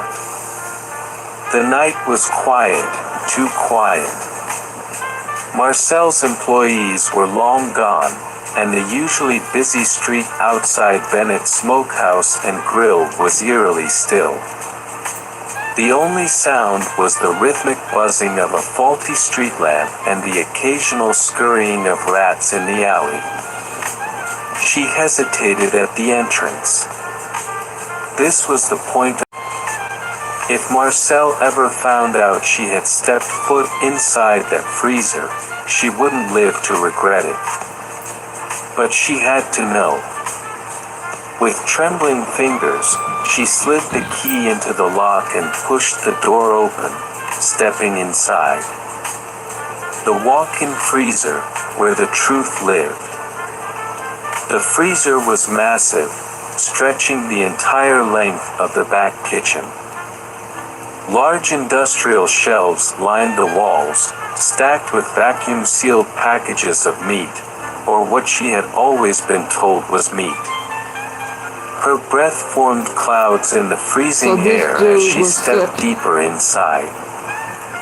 Then she saw it. A steel table, scratched and stained, positioned in the center of the room. Special On cut. it, a butcher's saw, a set of knives, and a bloodied apron. The stench hit her next, not just the metallic tang of blood, but something worse. Something that made her stomach churn. She reached for one of the plastic-wrapped packages on the nearest shelf. Her fingers trembled as she pulled it closer, squinting at the label written in black marker. She expected it to say beef or pork, but it didn't. It read, left arm. Renee's stomach twisted. She snatched another package. Thigh. They were beautiful. Another. torso. Her vision blurred as she stumbled back, hitting the steel table.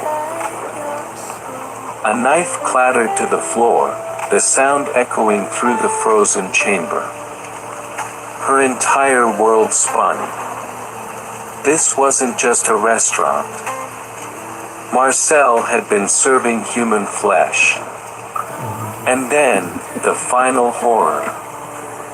On the far side of the room, beneath a blood-soaked tarp, something glimmered under the fluorescent light. A gold bracelet. Stop playing. Stop playing. Stop. Stop. You gotta be laughing. This ain't funny, but stop playing. You like, I know you fucking lying.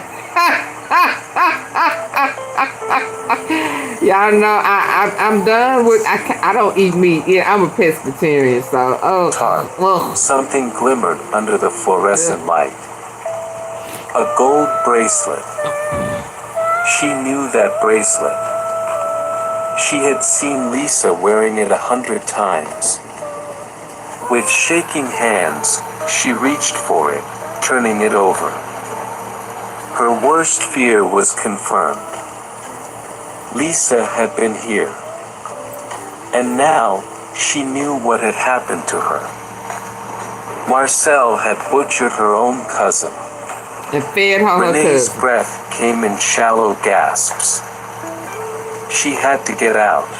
You fed her She cousin. turned, moving as fast as she could without making noise. But just as she reached the door, her foot slipped. She looked down. A pool of blood. A killing field. It was smeared across the tile, leading from the steel table to the drain in the floor. Thick. Dark. Psycho, yep. Fresh. She bit down on her fist to keep from screaming. Gripping the bracelet, she forced herself to keep moving, slipping out of the freezer and locking the door behind her. By the time she made it to her car, her entire body was shaking violently. She gripped the steering wheel, trying to catch her breath. But there was no time to process what she had just seen. By morning, she had made her decision. She was going to the police. Marcel had spent years perfecting the art of deception. He knew how to read people, how to detect a lie, how to sense when someone was hiding something. It was a skill that had kept him alive. And when he looked at Renee that night, he knew. She had seen. She had discovered his secret. But Marcel wasn't impulsive. He didn't explode in anger or demand answers. Instead, he watched. He waited. He let her think she had fooled him. When she returned home that night, she pretended nothing had changed. She kissed him on the cheek, mumbled something about being tired, and went straight to bed. But Marcel noticed her hands were shaking. He noticed her eyes wouldn't meet his. And most importantly, he noticed she didn't eat. Oh, I ain't eating nothing. Not a single bite. Nothing. That was all the proof he needed. Nothing. She knew. The next morning, hungry. Renee woke up before the sun rose.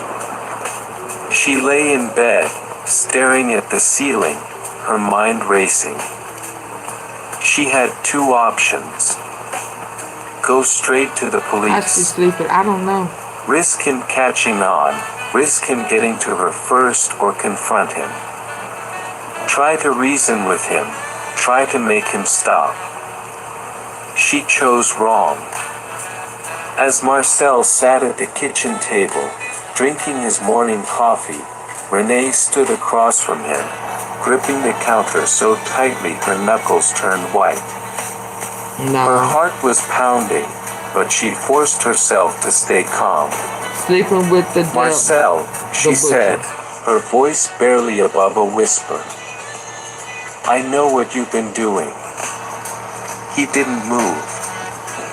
She took a shaky breath. I saw the freezer. Oh, she was I crazy. saw the packages. Oh, she was crazy. I saw Lisa's bracelet. Still, nothing. Marcel just sat there, stirring his coffee like she hadn't just shattered their entire world. I don't know how long you've been doing this, she continued, gathering her courage, but it has to stop. I won't keep your secret. Oh. I can't. She braced herself for an explosion of rage. But instead, Marcel smiled. And in the coldest, calmest voice, he asked, and what exactly do you plan to do with that information, baby? A chill ran down Renee's spine. That wasn't the response of a man who was afraid of getting caught.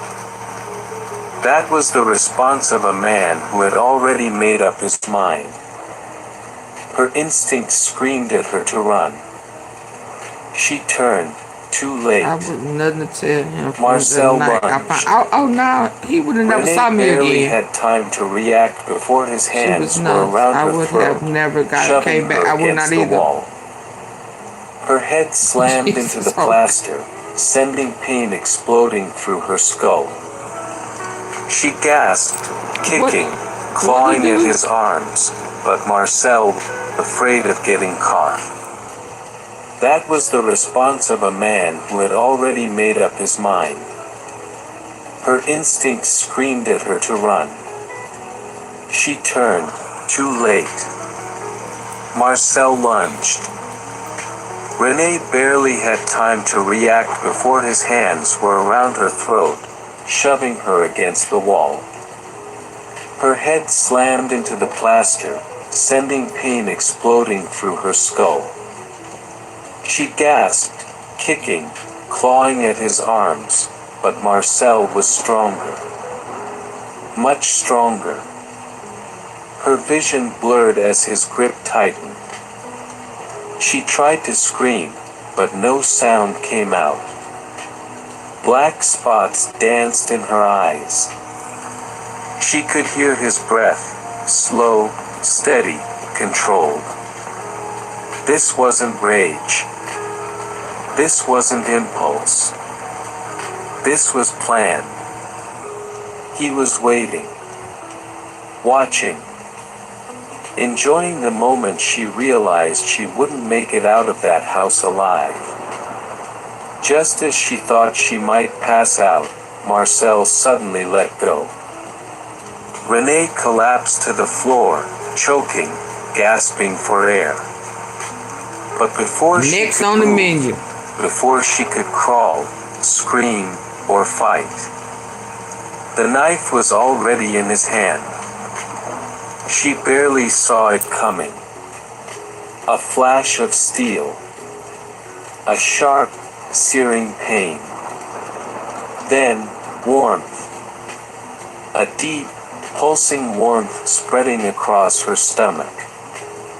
She looked down.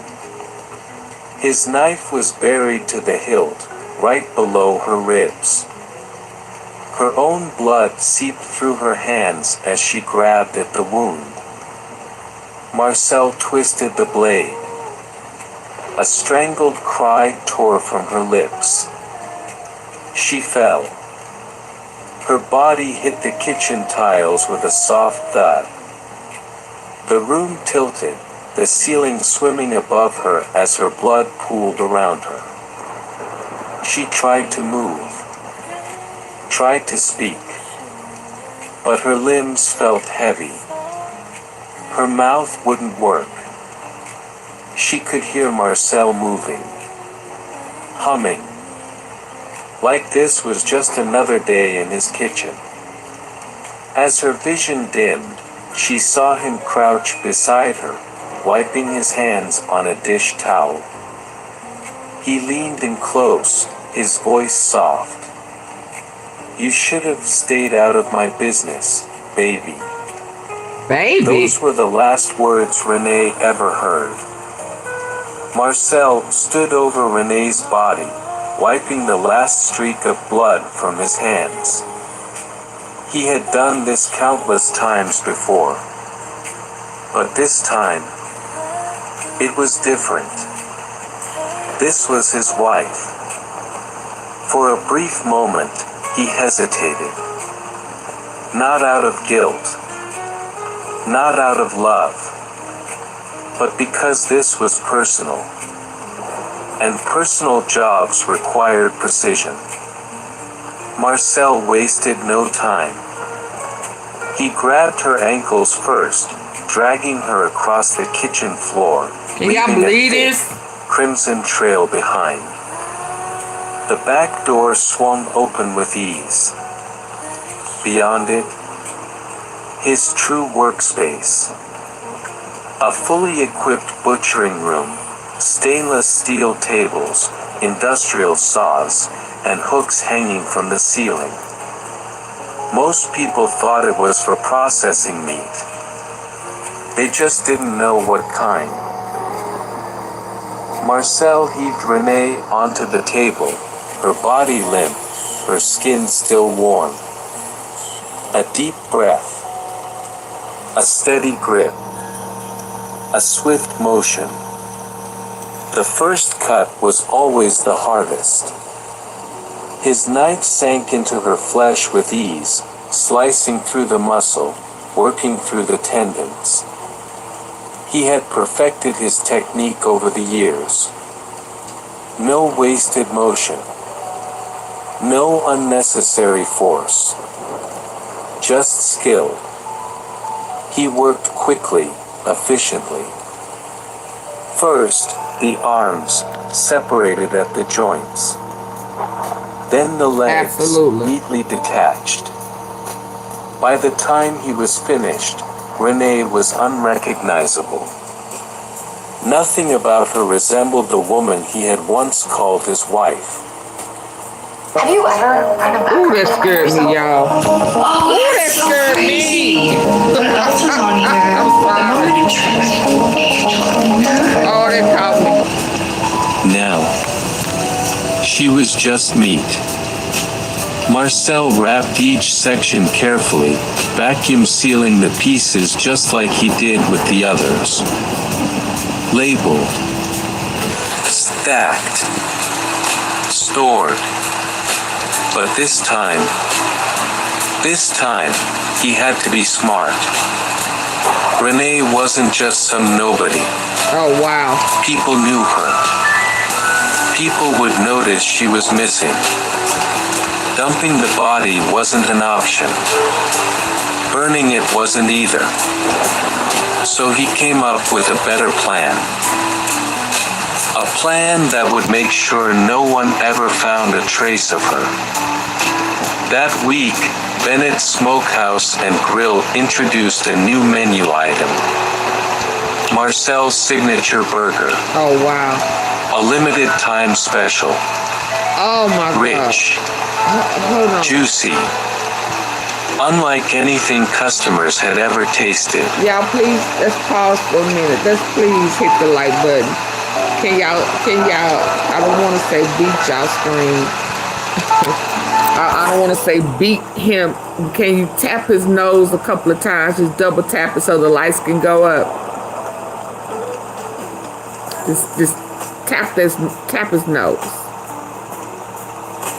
Let's get the lights up, please. Oh my God, this, and he loved her at some point, so he said.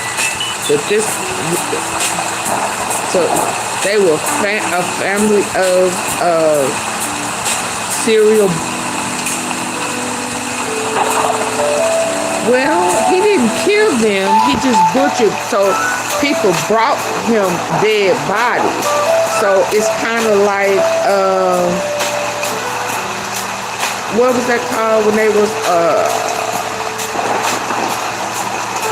what is it called when they were, selling body parts. Because he didn't kill him, did he? So people who killed would, so it was a chop. Oh man. Y'all please get the likes up. Can I get 5 more likes? Oh my God. This is, ooh. Oh.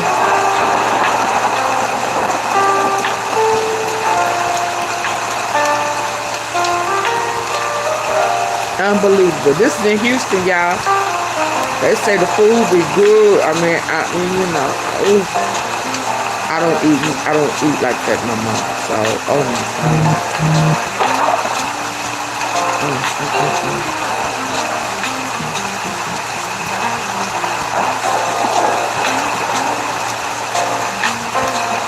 Let's get the lights up so we can go ahead and end this for tonight. I'm glad we done already ate. Ugh. 2 more likes, please.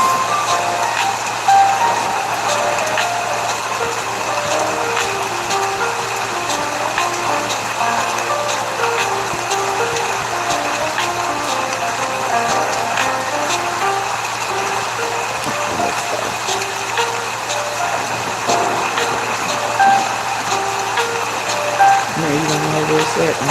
Where's it at? Oh. Let's go. Grill introduced a new menu item. People would notice she was missing. Dumping the body wasn't an option. Burning it wasn't either. So he came up with a better plan. A plan that would make sure no one ever found a trace of her. That week, Bennett's Smokehouse and Grill introduced a new menu item. Marcel's Signature Burger. A limited time special. Rich. Juicy. Unlike anything customers had ever tasted. The secret? Marcel knew. His staff didn't. They didn't question where the extra meat came from. Didn't question why it was pre-ground, already seasoned, already packed into perfect portions. All they knew. It was damn good. Customers lined up for it. Some even came back twice in the same day. This is the best thing I've ever eaten. Are y'all listening? What kind of meat is this? It's so tender. You need to keep this on the menu. Marcel just smiled, nodding along, watching as they took bite after bite after bite. They had no idea. They had no idea that they were devouring his wife. No loose ends. With every burger that left his kitchen, with every customer that licked their fingers and raved about the flavor. This is real life. Piece by piece. Bite by bite. They said this is the best. Until there was nothing left of her at all. For weeks, no one questioned Renee's disappearance. Marcel Bennett had an answer for everything. Renee packed her bags and left. She couldn't handle the stress of the restaurant anymore. It wasn't unusual for relationships to fall apart, and to the outside world, Marcel was just a heartbroken husband trying to keep his business running. Besides, people weren't focused on Renee. They were too busy talking about the food. The restaurant had never been more successful. Customers lined up for the now famous special burger, praising its rich, buttery texture, the deep flavor that lingered with every bite. Food critics wrote glowing reviews, and local newspapers covered the sudden explosion of business at Bennett's Smokehouse and Grill. Auto Unlimited, the most powerful collection of vocal production tools in the world. Marcel took it all in stride. He smiled, shook hands, and kept grinding, seasoning, and serving. But he had gotten comfortable. Too comfortable. And then, the health inspector came. Marcel had always handled inspections the same way. Money. Cold. Hard. Cash. He had paid off inspectors before, slipping them thick envelopes stuffed with bills to keep their reports clean. And it always worked. Until now. Andrew Frankie was new to the job. Fresh out of college, eager and determined to make a name for himself. He didn't care about backroom deals. Didn't care about favors or dirty money. He cared about one thing, following the rules. And when he walked into Bennett's Smokehouse and Grill for a routine inspection, he had no idea what he was about to uncover. At first, everything seemed fine. The kitchen was clean. The equipment was up to standard. The meat storage appeared well stocked.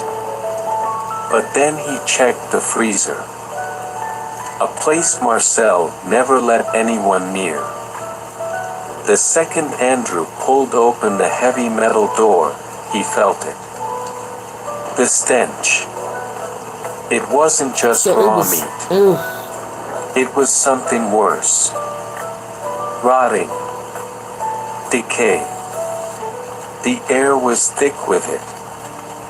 Andrew's stomach turned, but he kept moving, pushing deeper into the walk-in freezer. Then he saw them. Neatly wrapped packages, labeled just like any butcher shop would. But these weren't labeled beef or pork. They were labeled thigh, arm, torso, and then a familiar name. Rene. Andrew staggered backward, his breath caught in his throat. Rene. His hands trembled as he ripped open a package, his fingers slipping against the icy plastic. Customers, still licking sauce from their fingers, watched in horror as officers dragged Marcel out in handcuffs. The freezer was sealed off. In America. Investigators combed through every inch of the building. And what they found shocked the entire country. The evidence was staggering. 12 missing people, all linked to Marcel Bennett. But investigators believed the real number was much higher.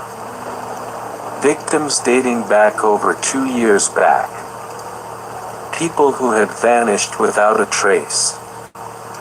No bodies. No leads. Just gone. Until now. Their DNA was found in the very place they least expected, inside the stomachs of customers. Wow! For years, people had raved about Bennett's Smokehouse and Grill. The seasoning. Oh my God, they the tenderness, in their body. Oh. The way the meat just melted in your mouth. It was addictive. People came from all over Texas just to taste it. But now, those same customers were vomiting at the thought. Because they weren't just eating Marcel's food.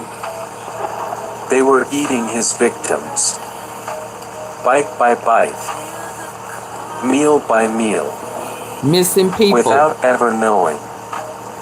The nightmare goes viral. The horror spread Missing like wildfire. News stations flooded the airwaves. Social media exploded. Serial killer chef served human burgers for years. Food critics deleted their past reviews. Customers posted pictures of their old meals, begging to unsee what they had once enjoyed.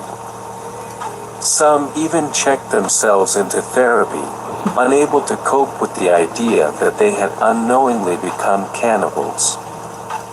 One woman had celebrated her anniversary at the restaurant. She had taken pictures of her plate, captioned it, "Best burger of my life." Now, she was screaming into the camera on a viral TikTok, begging the internet for answers. Was it a person? So he made Did them I cannibals. eat someone's mother? Someone's child? Who did I eat? Others refused to eat meat ever again. One man, after realizing he had eaten at the restaurant over 50 times, was found curled up in a fetal position in his shower, sobbing. "I thought I was just eating barbecue," he cried. "I didn't know. I didn't know." When Marcel Bennett was arrested, people expected him to beg for mercy, to plead insanity, to cry. But he didn't. Not once. Instead, he walked into the most watched trial in Texas history like he was still in his restaurant, confident, almost amused. The courtroom was packed. The victims' families sat in the front row, gripping onto each other, waiting for answers. The prosecution laid out the case. Marcel had been killing for years. He had perfected his methods.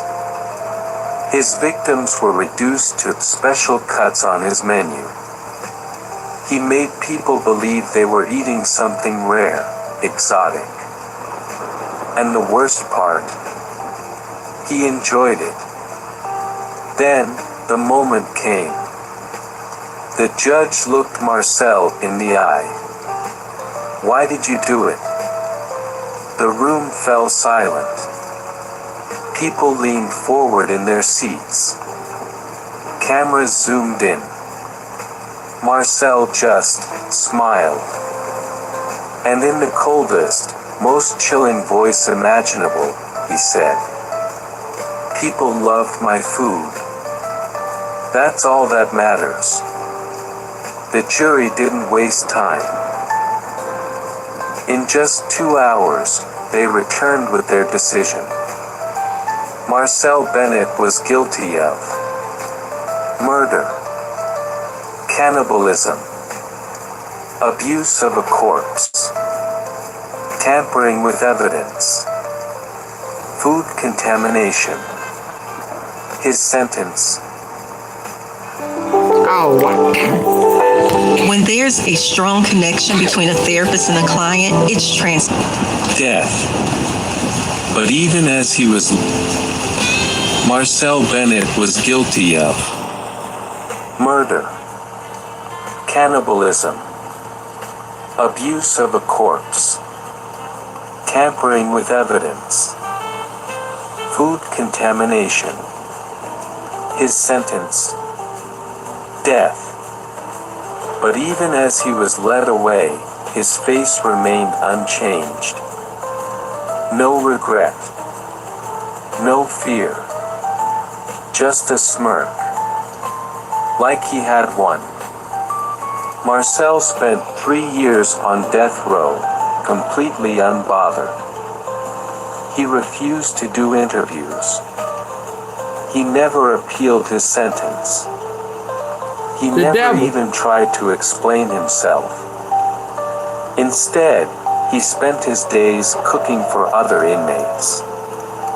Some guards swore they saw him whispering to his food before serving it. No, he couldn't. As if he was still running his restaurant. He couldn't even feed me in prison. Still feeding people his victims. On the day of his execution, Marcel was given the choice of his final meal. Most inmates request comfort food. Marcel, he requested a single, rare steak. When the guards asked him why, he simply grinned. "One last taste," he said. He chewed slowly, savoring every bite, as if he were tasting something familiar, something he had eaten before. When asked if he had any last words, Marcel looked straight at the witnesses. Some were his victims' families. Some were former customers. And he smiled. "You all loved my food," he said. "And you'll never know how much of it was really me." Gasps filled the room. You never know how much of it was really meat. One man vomited right there on the floor. Is that what he said? You'll never know how much of it was really meat. When the guards asked him why, he simply grinned. "One last taste," he said. He chewed slowly, savoring every bite, as if he were tasting something familiar, something he had eaten before. When asked if he had any last words, Marcel looked straight at the witnesses. Some were his victims' families. Some were former customers. And he smiled. "You all loved my food," he said. "And you'll never know how much of it was really me." Gasps filled the room. Really me. One woman fainted. One man vomited right there on the floor. Before anyone could process his words, the execution began. Marcel Bennett was declared dead at 7:42 p.m. His body was cremated. His ashes were scattered over a landfill, a place filled with rot and decay. Fitting. But even after his death, one question haunted the city. How many people had unknowingly eaten human flesh? How many customers, food critics, and even children had consumed his victims without ever knowing? The restaurant was shut down. The building was burned to the ground. But the memory, it would never disappear. Because for years, people had taken part in his crimes. Not by choice, but because he made them. And that was his final victory. He didn't just kill. He made everyone else a part of it. Bite by bite. Wow. Meal by meal. Without ever knowing the truth. The story of Marcel Bennett isn't just about murder. It's about deception, power, and the horrors that hide in plain sight. A man who perfected the art of illusion, not just in his cooking, but in the way he manipulated an entire city. He took something that should bring comfort and joy, food, and turned it into something monstrous. He didn't just kill. He fed his crimes to the world. And the scariest part, no one suspected a thing. Because sometimes, the most dangerous people aren't the ones who lurk in the shadows. They're the ones who smile at you from across the counter. The ones who serve your meal with a friendly laugh. The ones who make you trust them before turning you into their next course. What would you do if you found out you had unknowingly eaten human flesh? Would you be able to live with it? Or would the thought haunt you forever? Let me know in the comments. Yeah, I think I would be. Because in a world full of secrets, sometimes what you don't know really can kill you. Okay. Oh Lord, yeah, that was a bit much. I never knew this. Before we go, I just wanted to see Marcel. What year was this? Oh my God. And yes, my stomach is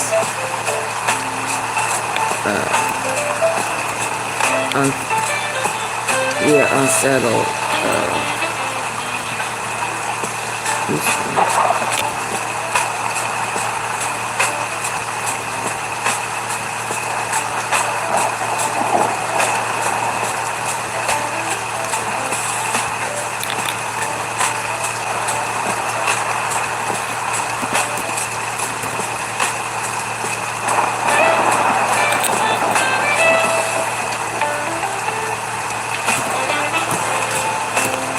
Ooh, that's horrible.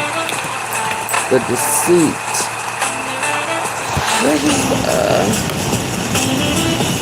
Why is it not pulling up?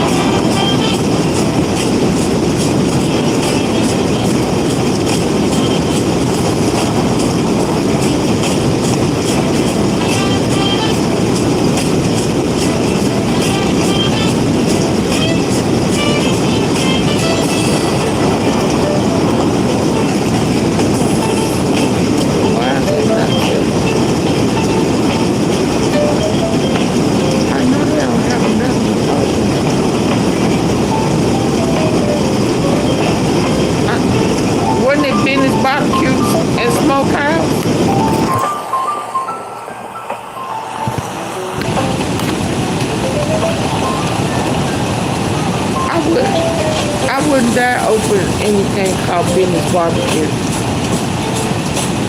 The smokehouse. Yeah, let me go. I ain't for my goodness. Yeah, I was about I'm not even gonna do this to myself.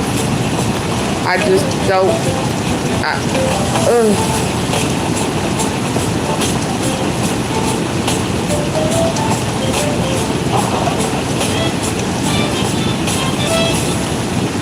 I was trying to okay, yeah, I'm gonna go. My stomach is tripping. Y'all, I'll see y'all tomorrow. Please hit the like button on the way out. I was gonna try to go out into try to see what year this was. Don't seem like it was too long ago based on the video, but that was after. I don't want me. You never know what you eat. That's just the bottom line. Okay, y'all, good night.